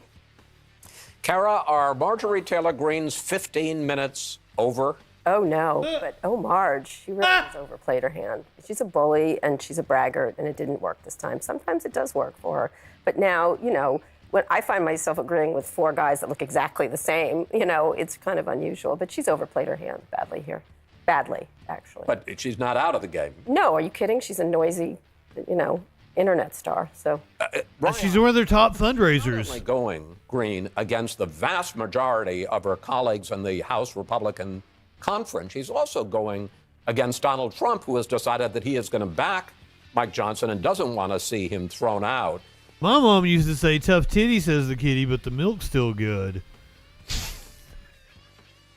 That sounds like you need a titty slap. A titty slap! Come on now. Why am I like this? How does that affect her clout on the Hill, this latest gambit of hers? I think that Kara is right. She's fundamentally an incredibly talented person who has a real eye for the cameras. She knows how to create a spectacle. But I think she's going to be pretty marginal when it comes to actually the decisions that are going to be made. Marginal Marge. What I'm honestly struck by is the decision on the part of the Democratic leadership. You had a few Democratic members who were saying, hey, we're willing to go out there and support Mike Johnson. But the fact the leadership did this, to me, is very telling about the fact that Republicans feel very vulnerable about the threat of chaos within their conference. But I kind of think that Democrats do too. What happens if Democrats seize the speakership right now at a time when that party is very divided about the war in Israel and many other contentious they're not going to issues? seize the speakership. I mean, the point is, the Democrats... There's only like one vote separating them right now. It's possible, depending on who shows up one day. It is possible Hakeem Jeffries becomes speaker. It's unlikely, but it's possible. Are basically saying, we're going to block this motion to vacate. We're going to keep Mike Johnson in there. And one of the reasons that they're going to do this is because Johnson has actually gone to them for help on some more moderate bipartisan measures, for instance, foreign aid to Ukraine. Here is Hakeem Jeffries, the Democratic leader. We need more common sense in Washington, D.C., and less chaos. The Republicans have done nothing but deliver chaos. Lulu, are Democrats right to bail out Johnson, to keep the Republican speaker in charge? I think they're actually a little divided on this, and part of that is because you have seen Speaker Johnson take actions that actually make Democrats look bad, forcing the hand of like an anti-Semitism bill, for example, and other things. And so you've heard some rumbling within the conference about whether they should really be doing this. But I do think at this particular moment, we are right before a very contentious election, that they are probably going to take Speaker Johnson's hand and lead him to the other side of this. Kristen, just as a matter, I'm a little surprised by this, because just as a matter of pure politics, I mean, the Democrats wouldn't get blamed for this. Why not let the Republicans kick out Johnson? They just stay and vote for Hakeem Jeffries. Let Marjorie Taylor Greene and her band of merry men kick out Johnson and have more chaos. Wouldn't that help them in November? It would politically help them, but I frankly think that they don't want to sit through 15 more useless rounds of let's throw another name in the hat. Oh, they don't get enough votes to be speaker. Let's do it again. Democrats so it's Republicans who look bad, but it's Democrats who have to sit there. They can't be back in their districts campaigning. That's true. It's bad for any incumbent to be stuck in this kind of a situation, going through this futile exercise. Frankly, Congress doesn't do that much as you approach an election anyways. So this late in the game, I kind of understand why Democrats are like, please, do not put me through There's this another again. player in this whole game, and that is Speaker Johnson, who apparently is going to be able to keep his job with the help of Democrats. But he's emphasizing that he is not going soft on his ideology. The Speaker of the House serves the whole body. I am a conservative Republican, a lifelong conservative Republican. That's what my philosophy is. That's what my record is. And we'll continue to govern on those principles.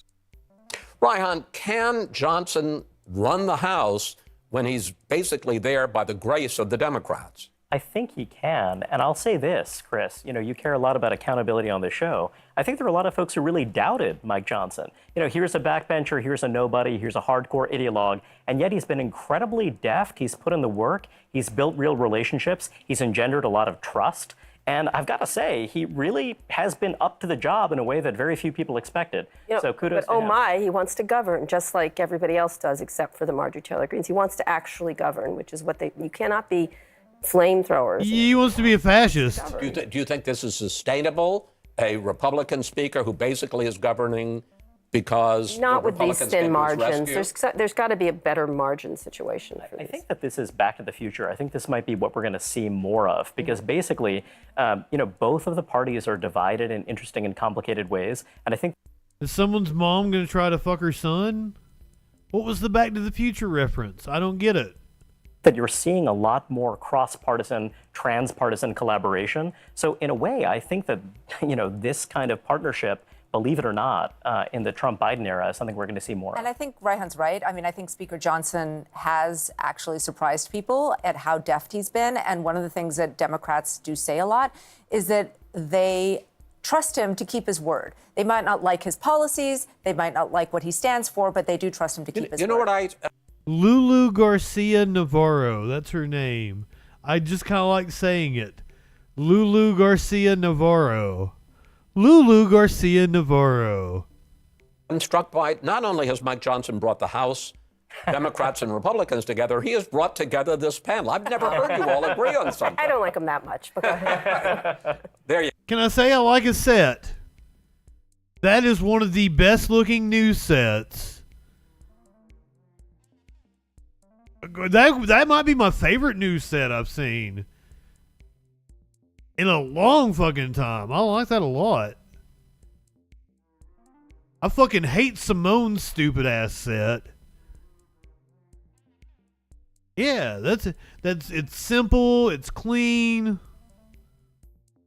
I like the backlighting there. The colors and everything. I dig it. Good job, Chris Wallace. The chairs are from the expensive side of IKEA. I've never been in an IKEA before. I don't even know where one is. I don't know if I've got one near me. I don't even know what it looks like inside.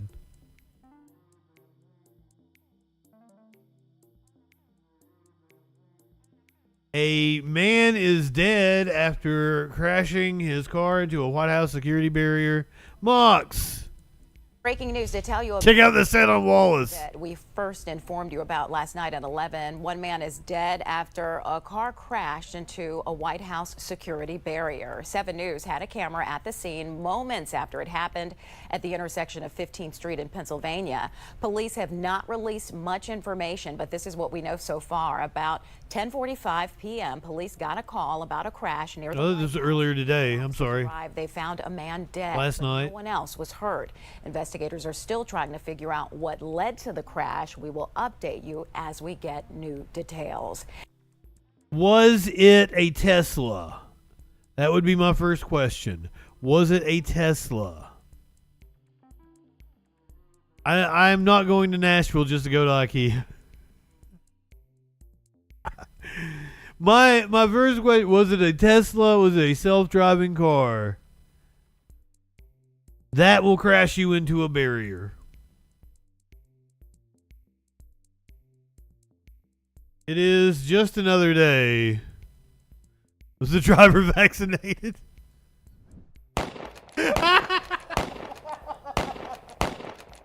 So they did a study. So unvaccinated, no, Drake, check this out. Unvaccinated drivers are worse drivers. They did a study. I don't even remember how they came up with this criteria, but like the reasoning was like, if you're not taking the vaccine, you're probably bad at assessing danger. And you have an oversized a sense of your own ability. And it makes perfect sense. So unvaccinated people are worse drivers.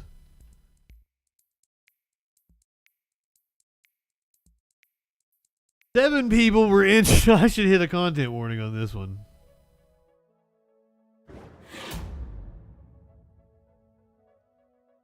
Content warning because it's just another day in mass shooting USA. Breaking news overnight in Long Beach. Police rushing to a shooting scene with several people injured. Yeah, we are learning that there are Socialist Aunt with the sub. They're giving out the gift sub. Thank you. In Long Beach this morning with the details. Tim. Good morning, guys. 7 people is correct. 4 in critical condition, 3 with non-life-threatening injuries. You see behind me, this is still a very active scene here on East South Street. I want to take you over here and show you. This is where the edge of the police tape is. A number of Long Beach officers set up here at Paramount Boulevard. Essentially, the entire street is blocked off to here as police continue to investigate this overnight shooting. I can tell you we have seen a number of officers, including crime scene investigators, out here this morning collecting evidence, especially right on the street. If you see behind me here where those flashing lights are, that's where we've seen a number of those officers putting down those evidence markers. As we zoomed in, we saw evidence markers going up to number 50. This could be gang related, I'm assuming. There is to gather out here. At this point, no arrests have been made in this case. This started at 11:15 last night. A call came into Long Beach police that there was a shooting on East South Street. 7 people were shot, rushed to the hospital. As I mentioned, 4 in critical condition, 3 non-life-threatening injuries. The suspect, shooter or shooters in this case, left the scene, and when police arrived, they were not here. The investigation then began, and at this point, police have been here for the better part of about 6 hours trying to piece. Maybe just a jackass at a club. The area itself here is kind of mixed use. You have a number of bars and clubs here. We also saw there's a little strip mall with like a kind of laundromat and salon as well. There's a equipment rental place here. Doing laundry would make you angry enough to shoot people. When it comes to finding potential witnesses in this case, obviously with 7 people shot out here, we do know that there were a number of people likely here. So talking to them to try to figure out exactly a description of the shooter is going to go a long way for police. Ain't no snitches. Case at this point, obviously no motive in this case, as they don't have any suspects at this moment. And as you see behind me, at least 10, 12 police cruisers out here, even more detectives and police as they try to piece this together to figure out exactly what led up to this shooting, and of course finding out who did this and arresting that person. Ain't nobody saw nothing. Stay here all morning and continue to bring the latest. You didn't see nothing. Available. Hello, I'm Mark Brown. What up, Mark Brown? ABC7 content by clicking. I did it again. I always yell at Lester to shut up, but I'm always very happy to see Mark Brown. It's completely off the cuff when I do that. For some reason, Lester makes me irrationally angry. Mark Brown makes me happy.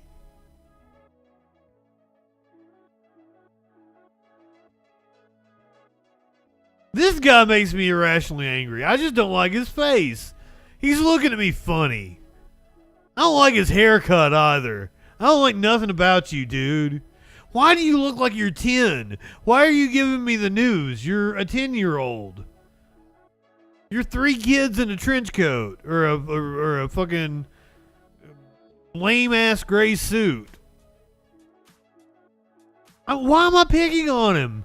He didn't do anything to me, a thin-lipped little motherfucker. Well, God damn it!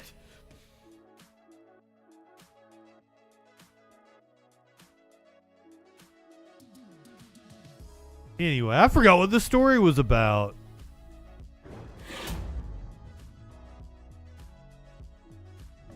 I probably should, and I'm getting worse.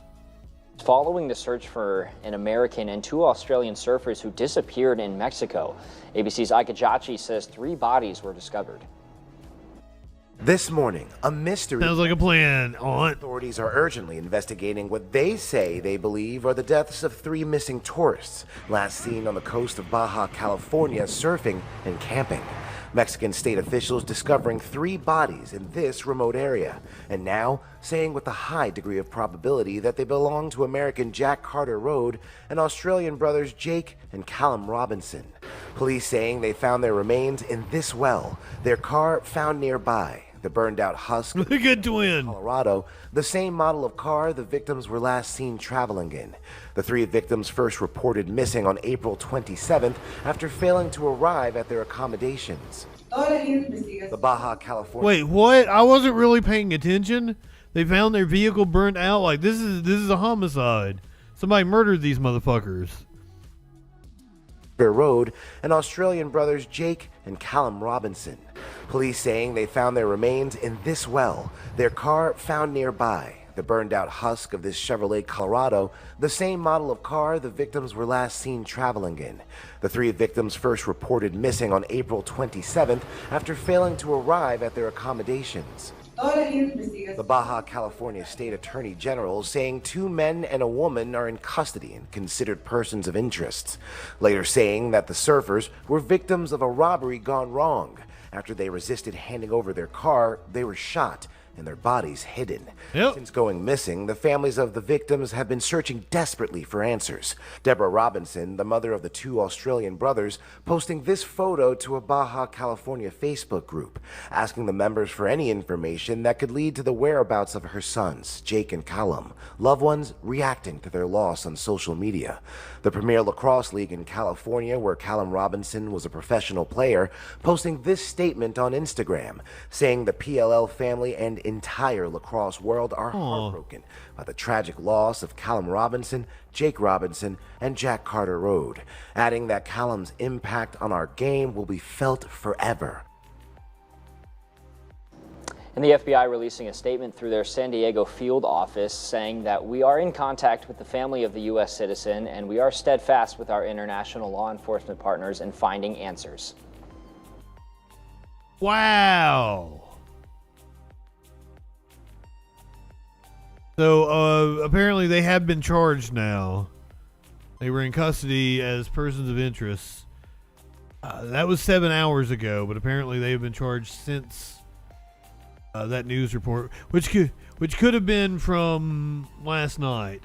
But apparently, as an update, they've now been charged. Have been charged with forced kidnapping in relation to the disappearance of Australian brothers Callum and Jake Robinson.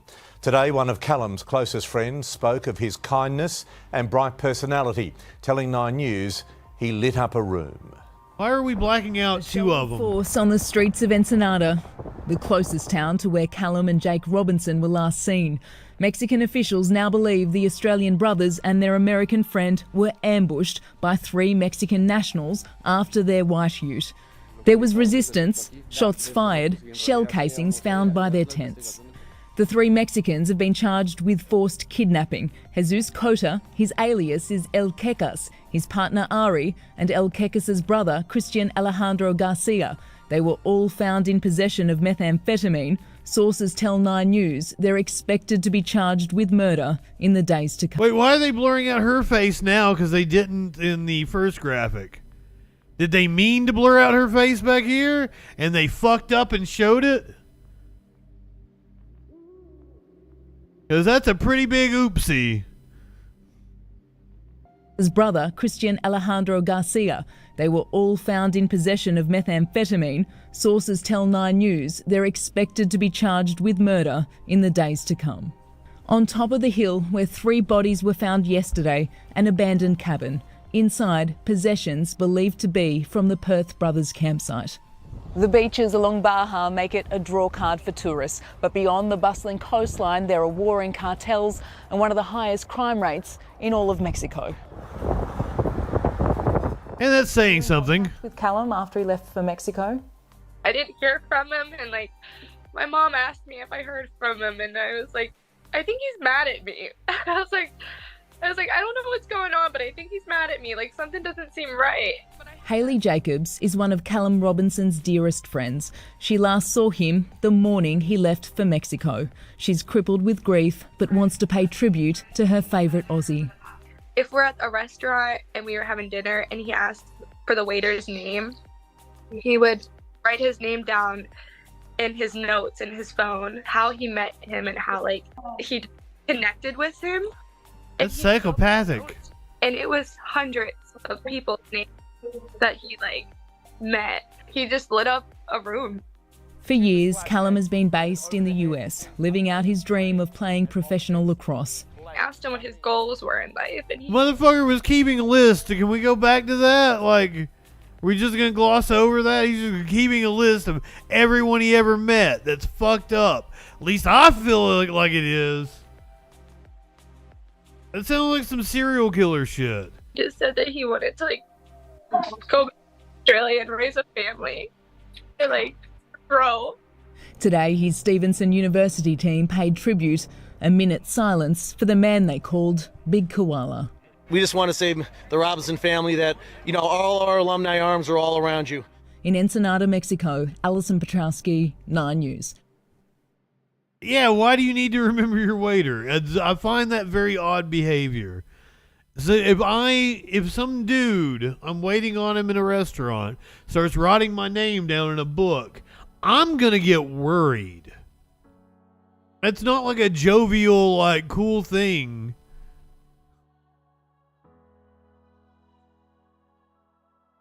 I'm sorry to get hung up on that. That is not that is not the thing to take from that story. Why am I like this?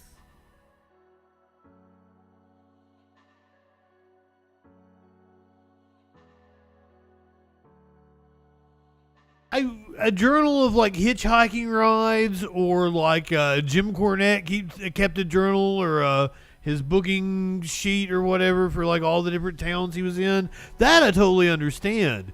People that you meet, that's weird. What do I also I'm not the person to ask about social behavior. I am not people weirded out by me. I don't work well in society. Society don't like me. So that's why I kind of keep to myself. I go out to dinner. Let me tell you, Curiouser and I had a buffalo chicken pizza with this blue cheese sauce. It was amazing. Holy fuck, it was so good. Sparkles will tell you not to friend waiters on Facebook because they will send you dick pics. That happened to us at like one of our absolute favorite restaurants. The waiter sent her a dick pic and she wouldn't go back there, and then the pandemic happened. I haven't eaten there since. As a former waiter, yeah, that tracks. Oh, clinically, have you seen the meme where it's like I don't even remember what the setup is, but it ends up with like,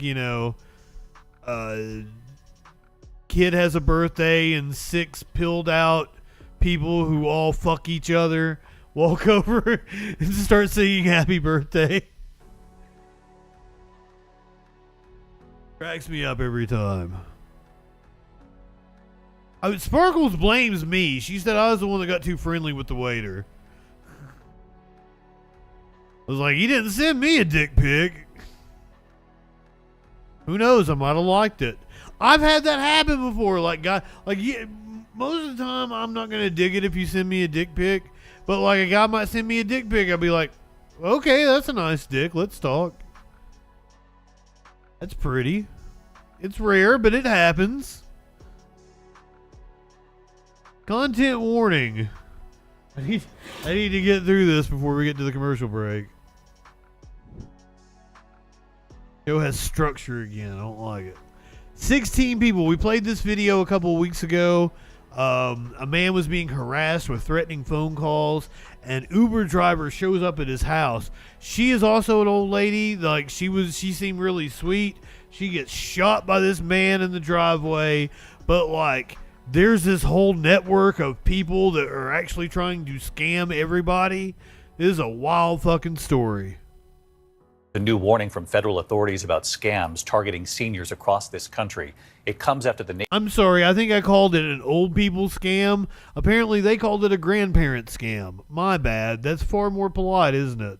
nation was horrified by the images of that homeowner with a gun and that unsuspecting 61-year-old Uber driver who was killed. Tonight, hear the scam warning and how it works. Here's Pierre Thomas. Tonight, that harrowing video seen by the nation. The senior with the gun charged with murdering the unsuspecting Uber driver.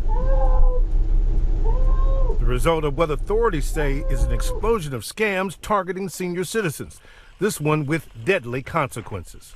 Now the FBI warning just how pervasive scams against senior citizens have become. Victims losing $3.4 billion in 2023. God damn! $3.1 billion in 2022. And just today, the DOJ charging 16 suspects in the Dominican Republic and the U.S. with a so-called grandparent scam, stealing millions of dollars in a multinational scheme. Here's how it worked.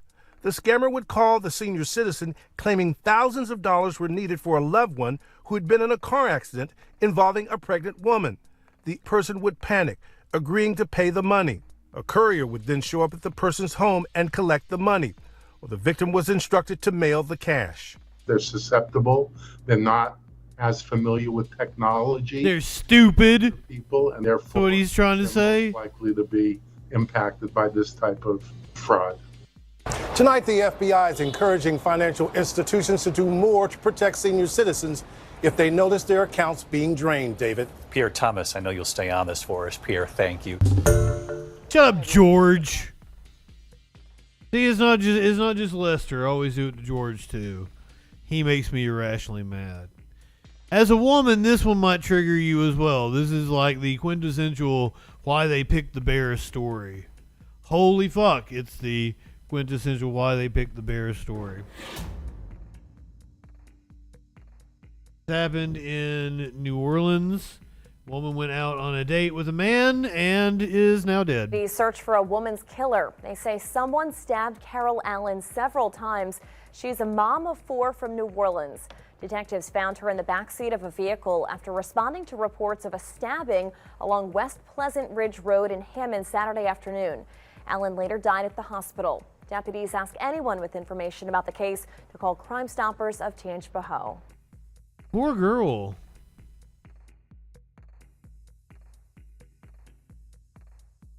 Investigators said 31-year-old Carol Allen and 25-year-old Jerome Wilson of Hammond had been communicating throughout the day and had planned a date. The pair met up in Hammond on Saturday around 2:30 p.m. when authorities said Wilson attacked Allen and tried to steal her car. According to investigators, the scuffle ensued, and Wilson is accused of stabbing Allen several times before running away. Allen was found in the back seat of a vehicle with multiple stab wounds. She was taken to the hospital where she later died. Wilson has been taken into custody after he called police in Natchitoches, Louisiana, to ask for help with low air in his bicycle tire. Well, here we have the dumbass criminal of the day.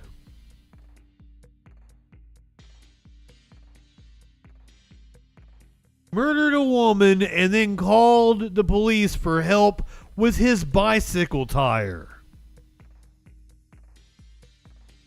Responding officers realized he was wanted out of, goddamn, why are they doing this to me? Tangipahoa Parish, and transported him to that agency. Wilson was arrested and charged with first-degree murder and armed robbery with a knife. Fair enough. More criminals like that. The cops are horrible at their job, so we need dumb criminals in order to make sure the streets are safe. I don't know if I've ever told you guys that. I think I've brought it up before, but when I was doing the news, the communications director for the state police told me 50% of the criminals they do not catch. The 50% that they do catch are the dumb ones. They catch them because they are dumb. They do not catch the good ones. I doubt it's 50% that they catch. Sometimes even when they catch the perp, the justice system still lets us down, and some asshole judge might do something stupid like reverse a rape conviction. But luckily, that asshole has now been removed from the bench. Cammie Vaughn was 16 when she learned she'd have to fight. It was May 2021 in rural Quincy, Illinois. Cammie says she drank at a Be smart, be gay, and do crime party, fell asleep on a couch, and woke up to someone she didn't know holding a pillow over her face. I couldn't really see anything and I couldn't breathe good because once I understood this man is raping me, I kind of pushed him off me, rolled off the couch, and I leave the room and went immediately crying and telling my friends what had just happened. The investigation and 3-day bench trial were swift, with 8th Judicial Circuit Court Judge Robert Adrian convicting then 18-year-old Drew Clinton Andrew Tate of criminal sexual assault. The charge carried a minimum sentence, 4 years in prison. What did you think when you heard the guilty verdict? I mean, I was extremely happy that the man who assaulted me would be going to jail, be going to prison. Then, in January 2022, a stunning pivot at the sentencing hearing. You reversed your own ruling. Yes. According to court transcripts, Judge Adrian said about Clinton, quote, "This happened when this teenager, because he was and is a teenager, was 2 weeks past 18 years old," adding he has no prior record, none whatsoever. By law, the court is supposed to sentence this young man to the Department of Corrections. This court will not do that. That is not just. Then, calling the 5 months Clinton had already served in jail, quote, "plenty of punishment," Judge Adrian found Clinton not guilty. There was no new evidence, nothing new to make him change his mind. It was like getting slapped in the face. According to transcripts, Adrian continued, "We have people, adults, having parties for teenagers, and they allow co-eds and female people to swim in their underwear in their swimming pool. They provide liquor to underage people, and you wonder how these things happen. Well, that's how these things happen." The court is totally disgusted with that whole thing. And what's going through your mind? He totally just did a boys will be boys. I had to leave the courtroom. I couldn't be in there. I mean, I was broken. For nearly 2 years, Facebook groups and petitions called for Judge Adrian's removal, accusing him of reversing his ruling to keep Clinton out of prison despite believing he was guilty. Protests plagued his re-election campaign. Clinton was not guilty, which he won. Then, late last year, a rare hearing with the Illinois Courts Commission, the state's official oversight board. That commission has now removed you from the bench. Yes.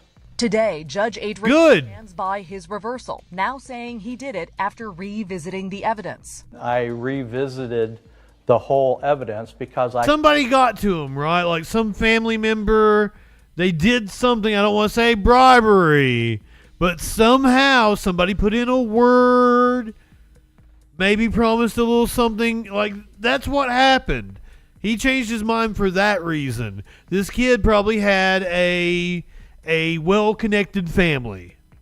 I can do that. It's a bench trial. It's not a jury trial. So I get to look at the whole evidence again. And so that's, once I did that, I saw that I'd made a mistake. His story now, that he reversed his ruling not because he disagreed with sentencing laws. He says he no longer believed Drew Clinton committed assault. I didn't explain my not guilty ruling because in order to do that, I would have had to say, well, I didn't believe her.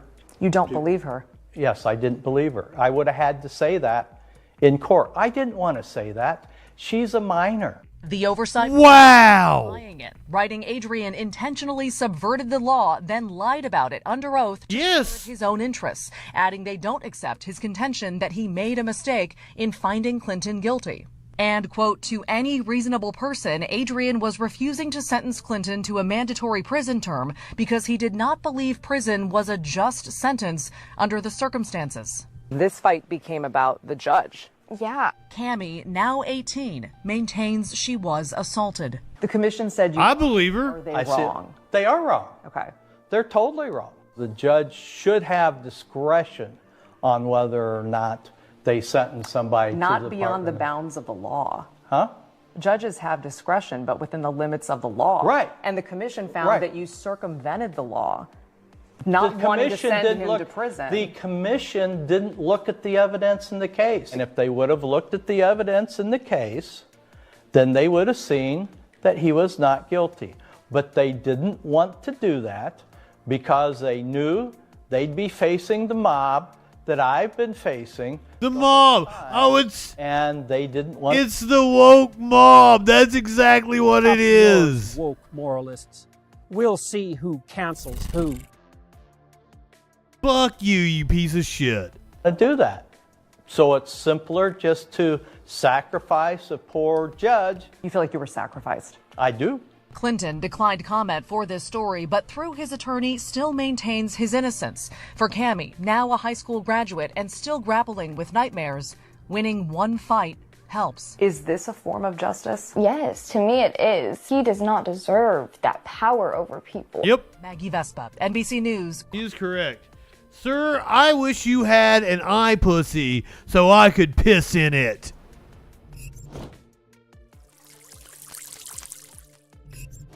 But I'll say your name when I'm pissing in Dan Crenshaw's if I ever get the chance.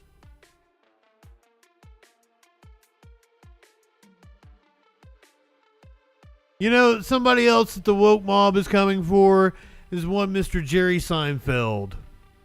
I even had a woman on my Facebook earlier today have a whole rant about how Jerry Seinfeld is exposing something about the Hollywood establishment. And that's why people like me are attacking him. To which I responded, ma'am, Jerry Seinfeld is a Hollywood billionaire. He is the Hollywood establishment.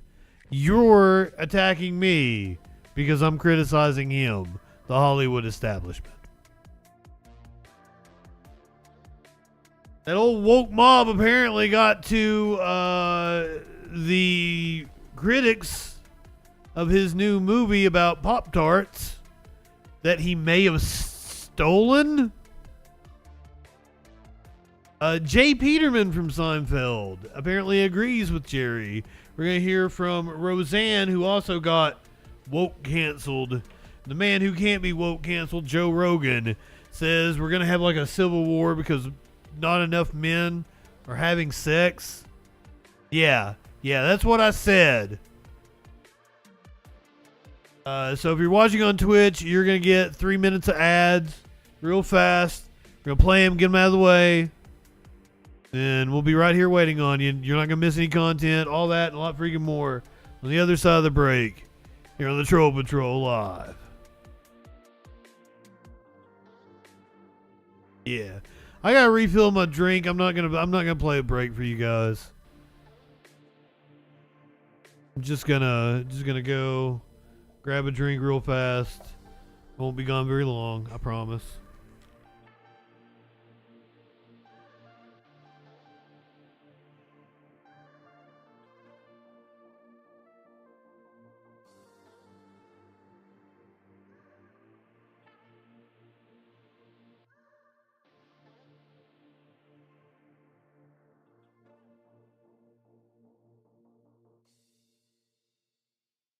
Yeah, I put my chicken in the oven too. What's the deal with middle-aged comedians grooming high school students?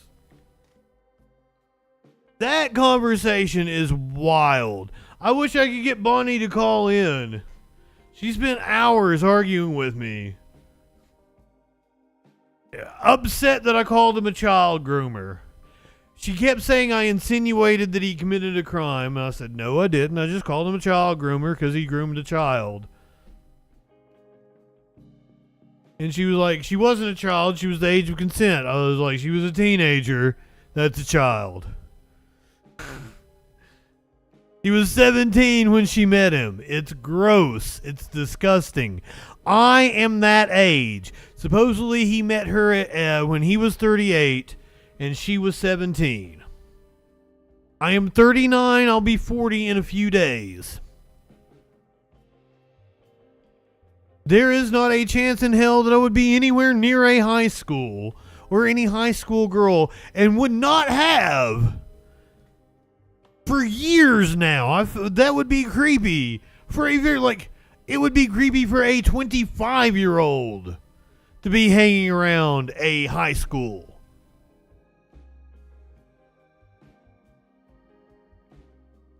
Jerry fucking Seinfeld at 38 wanting to hook up with a 17-year-old is fucking insane. That's disgusting. I condemn it.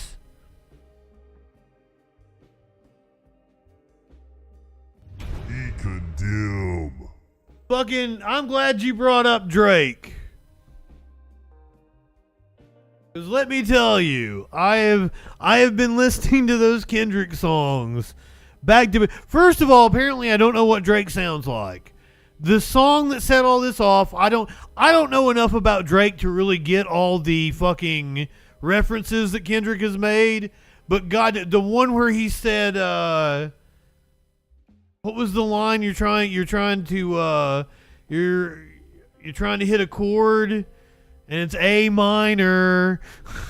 I didn't know. I fucked it up. I don't remember what the line was, but that was fucking great. Kendrick murdered Drake. Drake is a pedo. Seriously, Mox. Seriously, they were so good. Oh, I only know that from memes. I never, I'm too old to have watched, was it Degrassi? Is that what he was on? But I know about the wheelchair from memes.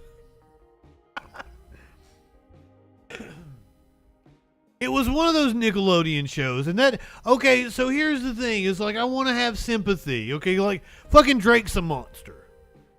But there is, we need to have a discussion about, generational trauma and all that good shit, because, R. Kelly is a monster, but he was raped and abused as a child. And even fucking, you go back to all these people that are monsters, and they have severe trauma in their past.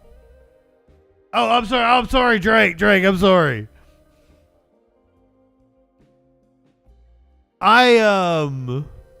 Drake and Josh, that was the name of it. That's right. Fucking all the Nickelodeon, I watched the Dark Side of the Kids TV thing. All those Nickelodeon kids are fucked up, right?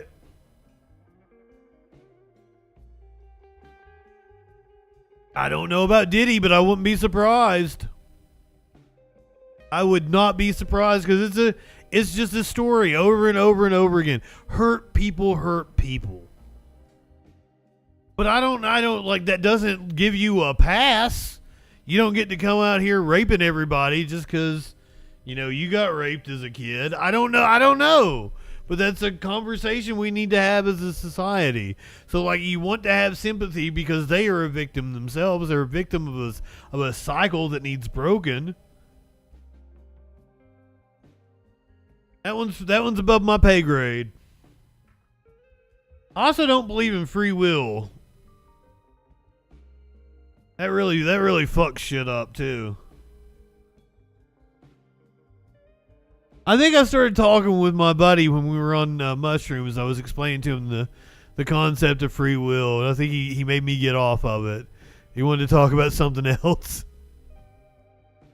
What did he do? Okay, here's the thing, Flo, is I was a huge Michael Jackson fan. I love Prince too, don't get me wrong. Prince problematic. We can talk about some Prince problematic shit too. But not in like a sexual way. The thing with Michael is I had resigned myself to Michael being guilty. And then there are several so it was Marlon Brando. It was like an unreleased interview where Marlon Brando said that Michael broke down and cried and apologized to him.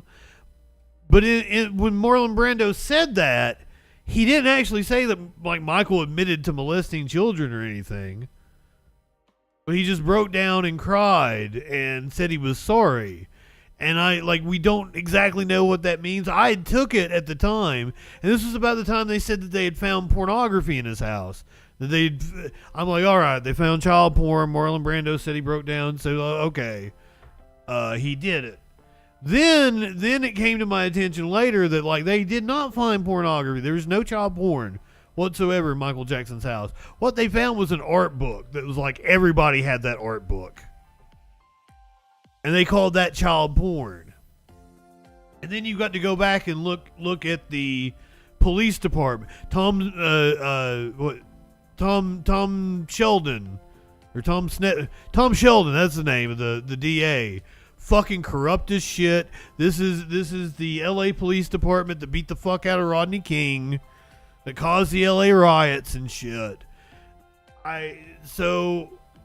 Dip, good evening. Well, I am not covering the Drake and Kendrick beef tonight, but like I got asked about it. I've been listening to the Kendrick. I don't know anything about it. I have to watch like a 5-hour YouTube essay. Drake isn't. I'm a huge Kendrick fan. Like, Kendrick is not only one of my favorite rappers, he's one of my favorite musicians of all time.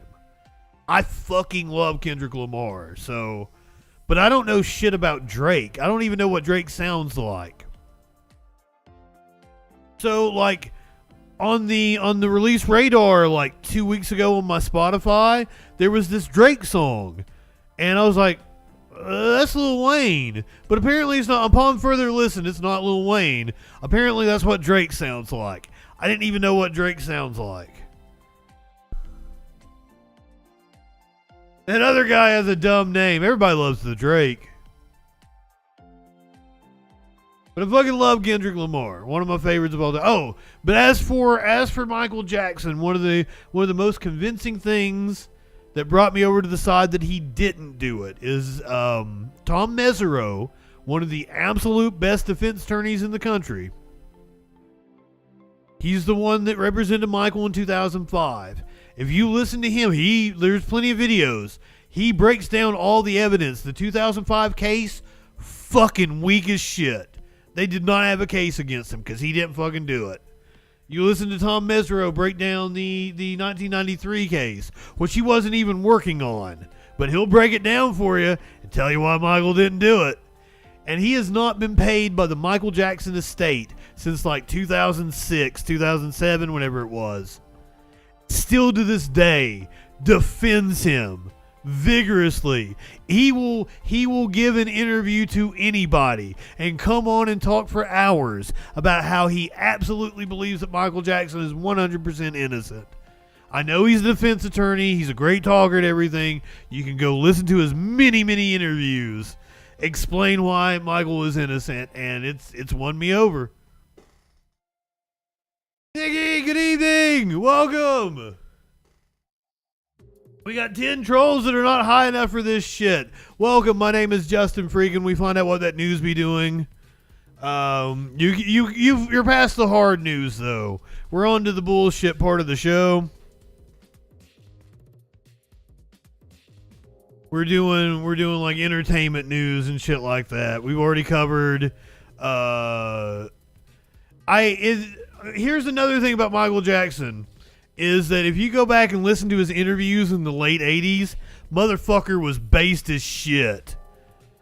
Fargo is literally perfect. I love the movie. I've had the show on my list to watch for so fucking long, and I need to get to it. You might be talking about the town though, but I kind of doubt it. I don't think anybody's ever said that the actual town of Fargo was literally perfect, but you never know. Somebody might be fanatical about it. But Michael was based as shit. So he was talking about how the record industry was holding down. I was just talking about you. Fair enough. Fair enough, Fargo. Welcome. You are indeed literally perfect.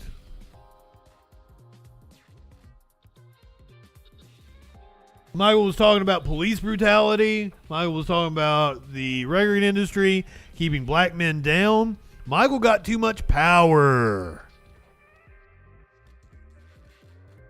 Joe fucked Michael up and he had Arrested Development, absolutely. But there's also the whole thing that apparently, like, Michael slung dick. I'm sorry if you guys just got here, you don't even know what this show's about. And I'm out here like, Michael Jackson slung dick. You can go watch interviews with his bodyguards. And apparently the motherfucker fucked all the time. But he was really insecure about it.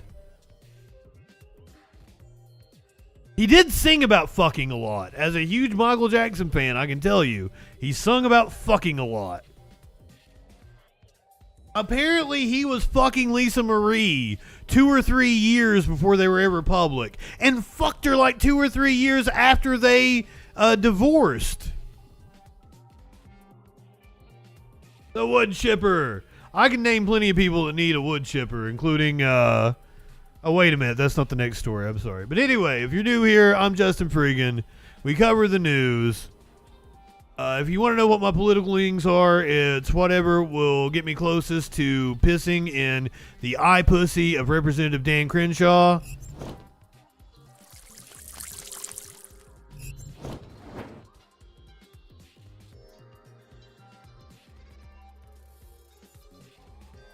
New York wants to turn a vacant airport into or a vacant airport in Long Island into housing, which I highly support.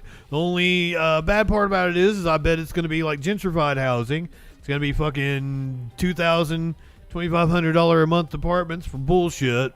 There is a new plan to transform vacant land on Long Island into housing. Governor Hochul supports the proposal, but there's some concerns from the community. News 4's Greg Sergel has the story. Just buildings falling apart, and it's just something that's got to be all cleaned up. These 13 acres have been an eyesore, plaguing East Farmingdale for over 3 decades. The land has been vacant since Fairchild Republic shut down its aviation operations here. It's sad that what has become of it. Local civic leaders like Tom Joseph Jr. have long debated what's next. I may be wrong about this, but I feel like that's what every fucking guy from New York, New Jersey looks like. And you just like picture like New York, New Jersey guy. That's him. For the now state-owned... Is that racist? And today, New York's governor weighed in. I want to build more housing. Anybody else here want more housing built? At Farmingdale State, Governor Hochul called on developers pretty much the whole show proposals for this project, part of a larger plan to use state-owned property for new Long Island housing. Everything about this area is great except the lack of housing, and that is the barrier to this region achieving its full potential. The governor couldn't say how many housing units might be built in East Farmingdale, but she does want 20% to be affordable. We said to her, if you work with us, just 20. How to get it done. Babylon's town supervisor says this development would follow local zoning laws, something the governor once threatened to ignore to get more housing built on Long Island. We're not opposed to housing, but we want something that's done smart. Joseph Jr. says adding what they all say. area already saddled with traffic congestion isn't a great idea. He wants more discussions about this property's future. I'm happy that they're taking a step forward, but I'm hoping they really take the community's concerns into account. One thing everyone agrees on is that this site needs to be cleaned up, and officials say the federal government has set aside millions to do just that. But any new development here could still be years away. In East Farmingdale, Greg Sergel, News 4 New York. That sure is going to help the housing crisis that we're having now. What did I do that made me a dick? I don't even know. I don't even know what I did this time. I guess while we're on the subject of apartments in New York, a man who possibly occupied the... Yes, indeed. Cancel Justin. Goddamn, it's 4:20 somewhere. Oh, I don't have my countdown.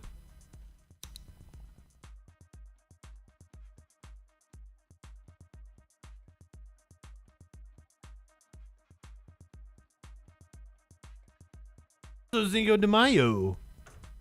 That guy is absolutely a NIMBY. We're talking about New York apartments. The man who probably occupied the most famous New York apartment has a problem with all the wokes. They're killing comedy. How Jerry Seinfeld parodied the Pop-Tarts origin without permission, as if you needed more reason to hate this motherfucker. I say this as a huge Seinfeld fan. Seinfeld, one of my favorite shows of all time. Larry David is one of my idols. Jerry Seinfeld is a child-grooming piece of shit. If people are dead, it's much harder for them to sue you, Seinfeld apparently said. Holy fuck. So not only is it getting panned by critics,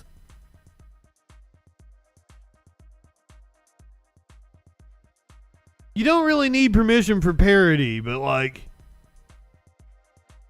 he's doing a biographical pick. Breakfast is often called the most important meal of the day. It's also long been a fixture of Jerry Seinfeld's comedy, from the Tonight Show routines about Cookie Crisp to the honeycomb and raisin bran boxes lining the shelves of the cupboards. In Seinfeld, his directional debut, Unfrosted, brings the obsession full circle, chronicling the 1960s origin of Kellogg's Pop-Tart. It's really just candy disguised as a meal, he says, of the appeal of the breakfast food, and I really just want candy. Sounds childlike. Seinfeld juggles a lot of bowls on the Netflix film. That doesn't even make any sense. I got a bowl for you.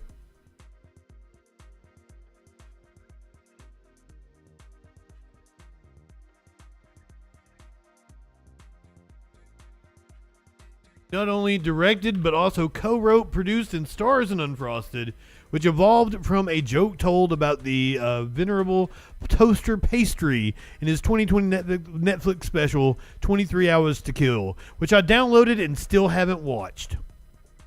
Ahead of the movie's May 3rd debut, the comedian reveals his inspirations for its heavily fictionalized story and contemplates which cereal might prompt a return to the director's chair.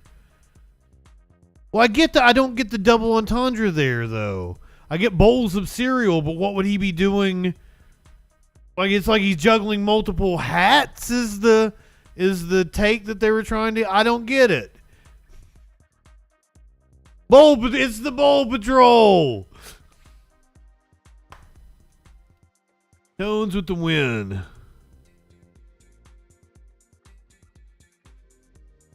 Spinning bowl. I mean...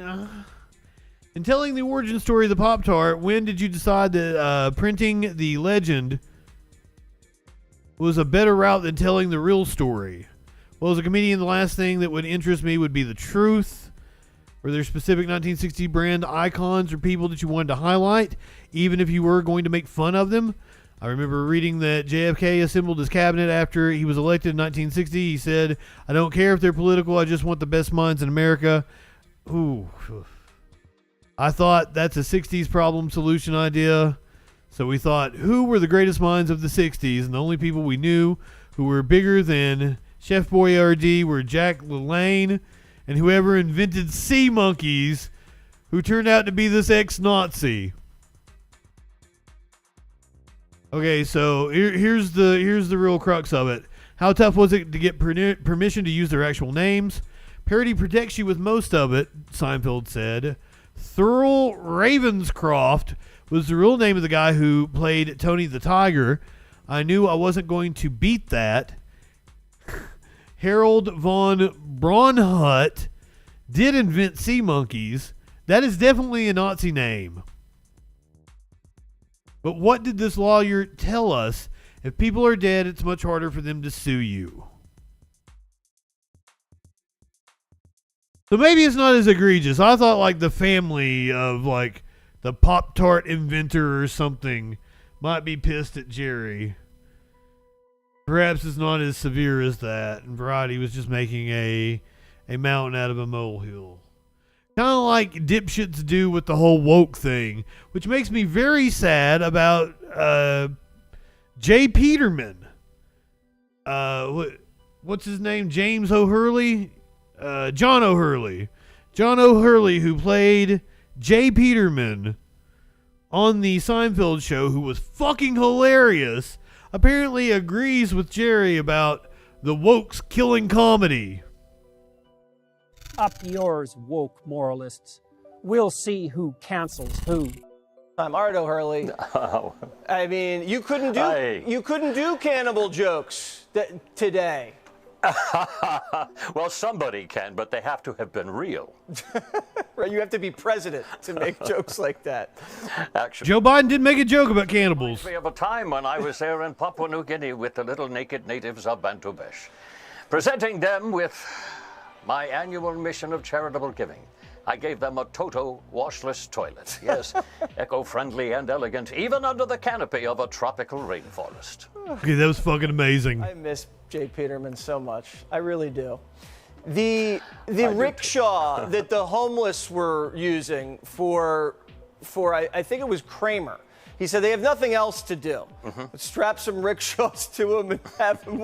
I mean, homeless jokes are probably a no-go zone now. See, he's still funny. You want to hate him, but goddamn it, that was so good. But no, motherfuckers, Sunny in Philadelphia, South Park. There's so many good shows that make so many crude jokes. I'm fucking making all kinds of shitty jokes. Well, not only that, they have stripped. There are several actual episodes of Seinfeld that have been stripped from the syndication because they didn't pass muster back then. Like what? So, could you tell us about some of these long-lost deep Puerto six? Rican flag, the Puerto Rican Flag Day, I think was. Well, you know where the Puerto Rican flag? I was in that actually. I don't remember what I did, but I do remember that never showing up. Who doesn't want to wear the flag? Because you were in it. And I shouldn't take that personally. No, and of course I won't. not. Of course not, and you shouldn't. So, John, when you hear Jerry talk about that, I mean, he seems sad. I mean, he seems like it's never coming back. Is comedy coming back? Well, it's an interesting question because, Jerry, of course, more than anyone, had a more accessible and clean platform of comedy. I mean, there wasn't a cleaner comic in the business in the last 50 years of our laughs. And for him to say that, and he said this about 10 years ago when he said, I no longer am doing college campuses. He says, they're mean-spirited. And he says, okay. And that was 10 years ago. They were mean-spirited. Remember this? It was because he felt, the joke was he felt that everybody was sitting on their phones scrolling through like they were a gay king. That was the joke. And nobody laughed at it because it wasn't funny. That's literally the joke. I don't think I'm fucking it up. So, like, isn't that mean-spirited towards gay people? You know, like, for him to say it's mean-spirited for them to not laugh at his unfunny joke is weird. And now, the problem is that we have lost our ability to be silly. That's a sad thing when you think about it. Just let the shoulders go loose and say something silly about yourself. I have a whole Is the hand flip. That was the gay part. deprecation, and it's safe because I can make fun of myself. So, you know, I'm hitting myself before anybody else can take a shot at me. And there's a lot of material We there. have lost our sense of humor. It really is. I am a walking self-parody. So, John, the gay French king, yeah. Are some people afraid of offending other people? Because when if a Puerto Rican guy says, "Fine, make fun of me," or a Hispanic guy says, "Sure, come get some," every race, gender, creed, color, whatever, they're fine with making fun. Let's make fun of dumb white guys. Sensitive of making fun of others. Historically, Yes, mine is deaf people. Mine is deaf people. Me and I not going into it tonight. I've had a long-running feud with deaf people. They have been trying to cancel me for years. Ethnic groups would be searching to be included in the comic repertoire of our culture. And now, no, we can't. And it's not that they don't want it, it's that there's a select group of those who feel as though they should be deprived of it. Our comedy is no longer silly. It's not about that. It's mocking and it's sarcasm. And that's not comedy. Right. We have to make America silly again. Let's run on that. Thank you so much. I'm doing my best. I do a show called the fucking Troll Patrol, where I talk about how people need to be titty slapped. A titty slap! Come on now. Is America not silly enough? Come on.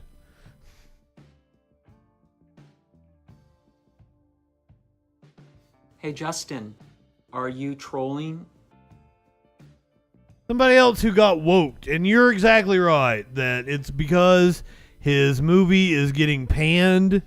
It can't really bomb because it's on Netflix, but it's getting panned by critics. Apparently not, probably not doing the numbers Netflix would have wanted for, I'm sure, a huge contract. I can't imagine the amount of money they threw at. It has Melissa McCarthy, Hugh Grant, Jim Gaffigan, Jerry Seinfeld, and Amy Schumer. And then, there was a bunch of other people I didn't even know that were in it in that one screenshot that we saw. I was like, holy fuck. Dustin, I love professional wrestling. Amy Schumer does indeed suck. I totally watched Cody Rhodes retain his title yesterday from France. Somebody else who got canceled by the woke mob, one Roseanne Barr. So much anti-talent in one time. I'm okay with you, Grant. Melissa McCarthy has been funny, but not a lot. I was okay. I liked certain bits on Amy Schumer, but then I liked them better when I saw the original people do them. What was Inside Amy Schumer? Yeah, I found some shit on that funny, but then I saw the original bits, I was like, oh, that's even better. There might have been one that I thought Amy Schumer did better.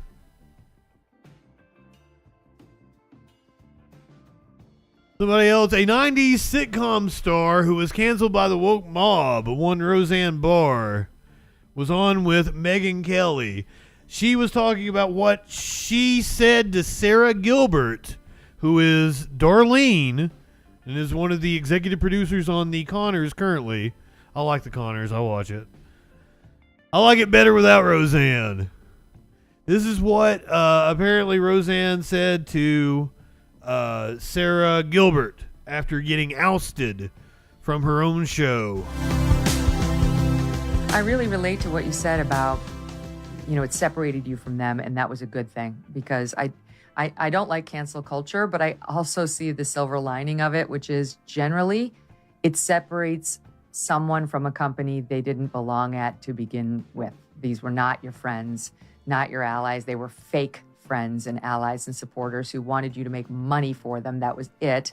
And once you were politically Roseanne looking a little haggard. They turn their backs on you. I can relate to that. And I do think ultimately you're better off. Well, the for other being separated. Well, I think I'm better off too. But like I was going to say, Sarah Gilbert was on that show, The Talk, and it was She looked sober. She stabbed me in the back and did what she did to me there. But then she would go on her talk show every day and talk about how shocked she was at my racism on top of it.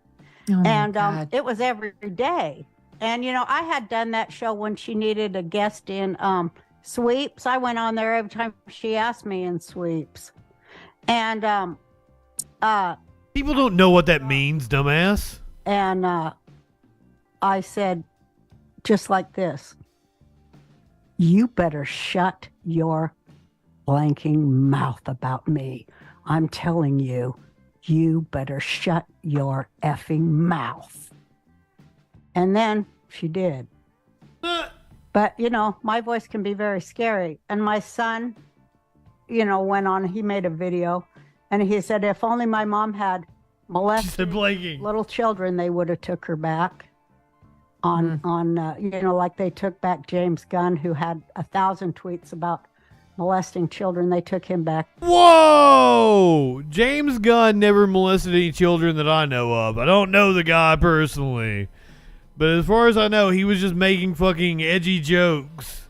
I don't even know that they were about molesting children. Holy shit, Roseanne, you're an asshole. Back at Disney. And Oh well, my Roseanne, son said, let's not forget my about son Jeffrey said Epstein, to Sarah Gilbert, who he they said, all went if to you his big think- dinner after he'd already copped his plea for taking advantage of minors as alleged prostitutes, which is not a thing. You cannot be a minor and a prostitute. You were the victim of a sex trafficking Right. operation or You're- a bad man. I agree with Megyn Kelly. The news people and the celebrities lined up, not to mention the royalty, Prince Andrew, to get back into his house for his dinner party. I know. And my son said to Sarah Gilbert, if my mother is a racist, then you shouldn't be making money on a racist work. Yeah. It's a And good you point. know, they just tried to kill me, and They did. They killed my character and my character, but I thought they were sending a message over the airwaves because they knew I had mental health issues. I thought they wanted me to kill myself, and all my friends did too. They said they're trying to push you to suicide. And Norm Macdonald, who was a good friend, died. He Fuck said, yeah, Norm Macdonald. trying to push you to suicide. And Bob Einstein, he also died. I could imagine Norm Macdonald saying that as a joke. I don't think Norm was a fucking nut job. Norm was a conservative. Norm is an example of a really good conservative, a smart man who wasn't a nut job and who minded his own fucking business. Died during that time. He was a very good friend. He called me, he said, this is just unprecedented. It's evil what they're doing to you. And it really was. Joe Rogan too. I mean, my friends came to me. My friends did come to me, real good friends, but none of them lived in Hollywood, you know. Monique too. Monique was a very dear friend. Monique? Some people take CBD. That was all? That was the end of it? Well, thank you, Megan. Some people do take CBD. Some people hit the weed.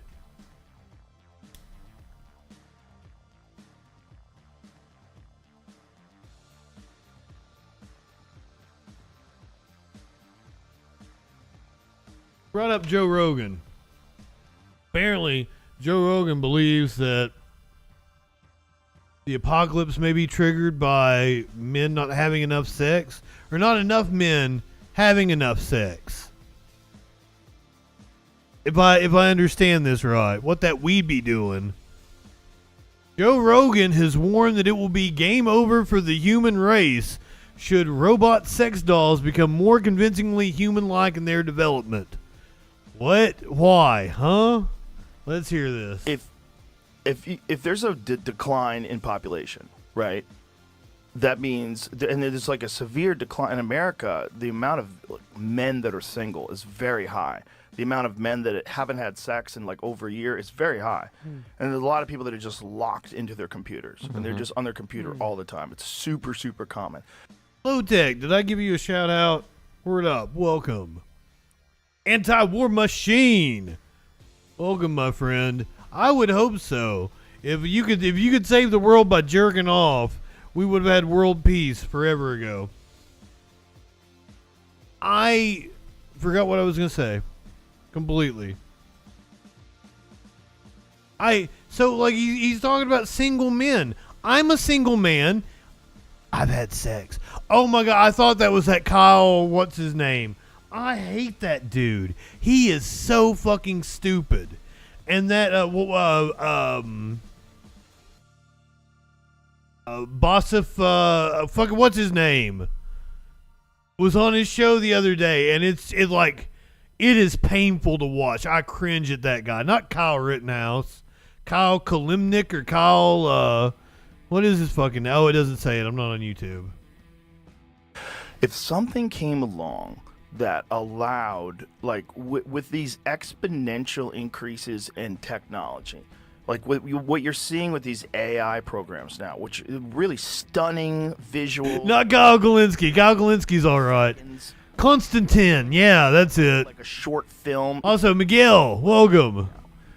If Kyle Galinsky do that with a physical moving object, like if they can get secular talk humanoid object that has perfect. Drake, I've been absent from Twitch for the last year, but I absolutely bet. Like, that's the new kind of IDW guy. Him and that Lex Freeman. I'm sure Dave watches them all the time now, doesn't he? What is his name here? Hold on. Perfect. Constantine. It's not even Kyle. It's not even fucking Kyle. He just looks like a Kyle. I called him a Kyle. Constantine Kissin. He went viral. It was at the Oxford debate series or something. Like, he was a student there, and he had this whole, and I broke it down. This was a couple of years ago on the Troll Patrol. I broke it down why everything he was saying was fucking stupid. And then, but that clip went viral, and people are like, oh, he's owning the libs, blah, blah, blah. And now he's like a darling of the right-wing IDW types. I don't know anything about Lex. I just know that, I see a lot of clips of a lot of people I don't like, and they come from the Lex Freeman podcast. Features, and is your girlfriend, and is warm and sweet and gives you everything you want from a human. Never argues with you. It's game over. It's game over for the human race. Like, if I was artificial intelligence, I wouldn't kill everybody. I would just let them die off. Like, the most humane way to do it is to let them realize that they're unnecessary and there's no need to have kids when you can fuck your Jennifer Lopez robot. And that's what they would do. They would just live with their robots, and no one would have real relations anymore. Why are they so concerned with this idea that the human race is going to die off and people aren't going to have kids anymore? Why? This seems to be an obsession with these people. I don't get it. Why do you feel that the mecca of, and I know even my best friend, he's got 3 kids, and he's like, we were on mushrooms. He's like, man, I know you don't want to hear it, but the having kids, man, it's the most rewarding thing. And I'm like, shut the fuck up.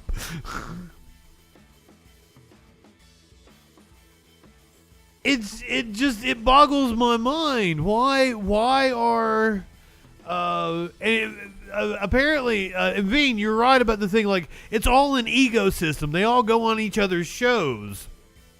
It's fucking, it's self-replicating and it creates a fucking bubble and shit because it's all the same people just rotating around. And that's one of the things. Okay, so that was one of the things 2016, 2017. I was really giving Joe a lot of props. He was having a very diverse group of guests on. Now he doesn't.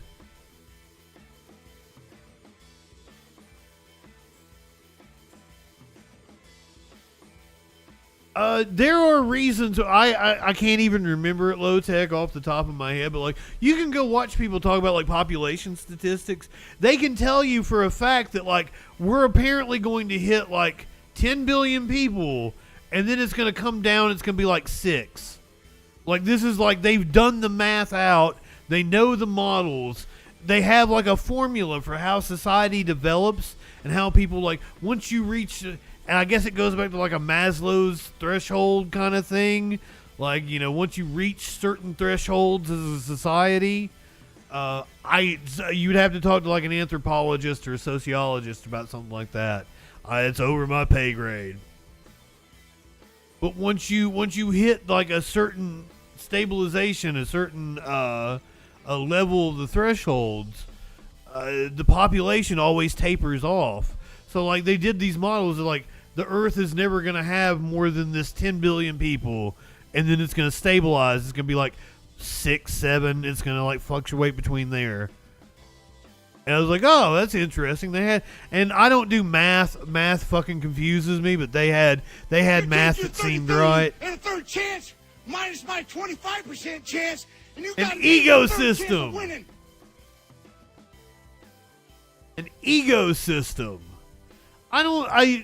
There's more to it than that, Mox, I think, because like once you become independent and you have leisure time and blah blah blah, we're not having as many kids because like you need kids to work on a farm. If you're in an African country, one of the reasons why you have so many kids is because a good percentage of them aren't going to survive childhood. It might be 30% aren't going to survive childhood. So you need to have enough kids to be able to work whatever piece of land you have. So you have to have enough to be able to compensate for the 30% that are going to die in childhood. It's wild. Like people figure this shit out. I didn't have kids because I hate kids. The Georgia Guidestones, we did something about that. Like there was like a crazy right winger that had like some conspiracy about the Guidestones, and we made fun of her. I don't think I have an opinion. Anyway, back to Rogan and his sex robot.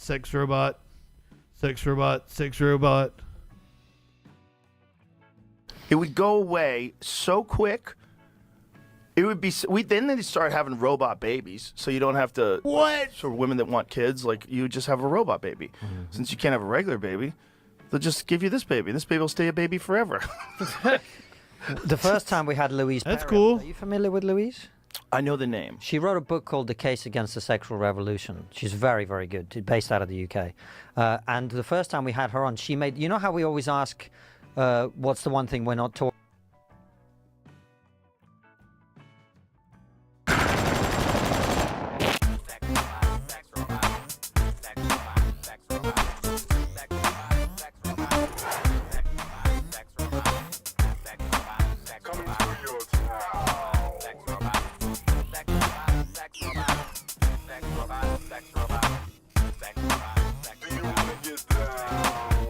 How many times on this very show have we covered right-wingers and they're just doing a bit from Whitest Kids You Know? It's the Alex Jones did the white people are geniuses bit.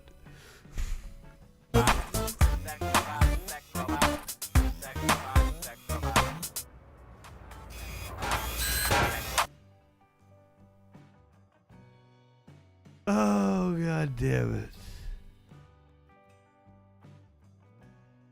If you're new here, we always end with an animal video. We do the most god-awful news. Before you guys got here, we were doing murders and rapes and genocide. We covered all that. I try to get, more jovial, lighthearted, and even some fluff stuff by the time we get to the end of the show. And I always end with an animal video, and this is a very special one. I think you're going to like this because you can book your own session to cuddle a cow. We're here usually, I used to be on Sunday through Thursday. We're going to get back up to that here in the next month or so. But for sure, I'll be on Thursday, maybe sometime through the week. Book your own session to cuddle a cow. Cow cuddling, thanks to social media, has become all the rage. Visitors pay farmers to snuggle a half-ton heifer. Sometimes it's a city dweller looking for some good old country fun, while others just find it therapeutic. Oh God, that's cute. Caroline has taken over. You're so pretty. But the cute's practice carries a new risk. The US Department of Agriculture recently confirmed bird flu in dairy herds in Well, fuck, why'd you, oh my God. Urging Why'd you have to be a buzzkill? farmers to limit outside visitors as much as possible. Any restrictions could pose economic trouble for Oh, I'd still eat that cow. that rely on cow cuddling and other agritourism practices to provide a financial lifeline. I will cuddle the fuck out of it, and I will still eat it. Luz and Dan Klotz are the owners of Luz Farms in Illinois. So my daughter Star brought us an article and said, Mom, you need to do this. And it was an article, something in the UK. It's very popular in the UK. So I read the article. I love animals. Said, who the heck is going to want to pay to hug a cow? She says, Mom, try it. You never know. It might work. I said, well, all right. One of their customers, Joey Patchell, used this method to invite his girlfriend to their high school prom. That's pretty good, huh? Who wouldn't want to cuddle a cow? They're so cute. Yeah. Hi, buddy. He paid $75 for an hour-long cow cuddling session. I'm the one that keeps the books and everything. I said, look, Dan, 75 pays for one round bale of hay. I said, we got to look at that way. So every person that hugs the cow pays for a bale of hay for the week. And it's not just cow cuddling. From yoga classes with baby goats to feeding baby piglets, more than 28,000 US farms offered agritourism or recreational services of some sort in 2022. Look, I've thought about eating a cat. Let me show you. Let me show you.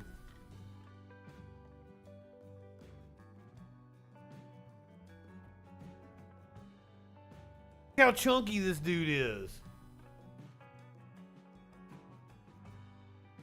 So he's gonna be so tender and juicy.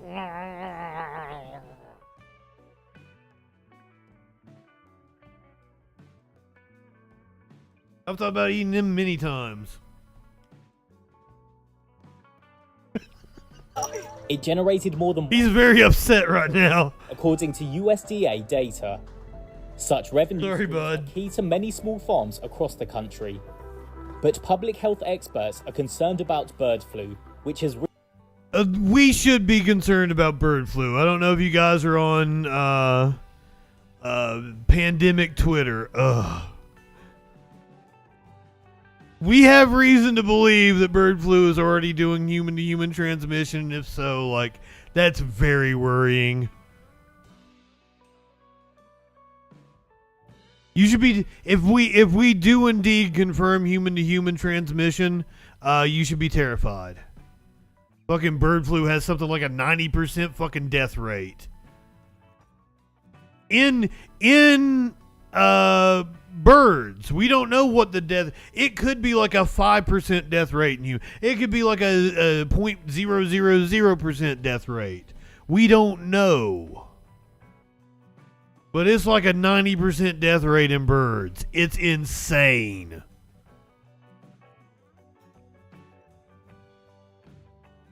Sounds like quality fat material. Oh, I thought it was all going to be like hugging cows, and apparently it's going to be like, oh, we might have to kill these cows because, you know, they might get bird flu. Recently spread from migratory birds to dozens of species globally. Scientists say the outbreak is likely more widespread across America's more than 26,000 licensed dairy farms, based on findings of H5N1 particles in some milk samples. Apparently it's spreading bad in Texas. To humans is low, but they are urging cattle and dairy farmers to limit outside visitors as much as possible. Cow cuddling hosts say they take steps to ensure the safety of visitors. Marcus is indeed one of the people I get my information from. And I do every day. Lay with them and be with them and hold them and get kisses from them. 2 of them are trained to give kisses on command. And when I do that, that's adorable. I explain how the words just makes me feel. It's just exclamation points and all these emojis that people use. Klotz hopes the cow cuddling trend continues. I want to be in this rocket ship, and I want to ride this magic carpet ride till it ends. Till it ends. And right now, I'm flying high and mighty, man. That's all I can say. Magic carpet ride. A little more cow cuddling here. This method to invite his girlfriend to their high school prom. That's pretty good, huh? Yeah. If you are watching on Twitch, Yeah. Hi, buddy. He paid $75. head over and say hey to Jason Society. I'm the one that keeps the books. I will for sure be here 75 Thursday night. A's for one round. Probably gonna pop up another night or You gotta two. look at that way. So every person. Go ahead, light one up, tip one back. It's all right to have a little fun before you hit the sack. I'm JustinFREAKIN. Not just We'll see you soon on the Troll Patrol live. baby goats to feeding baby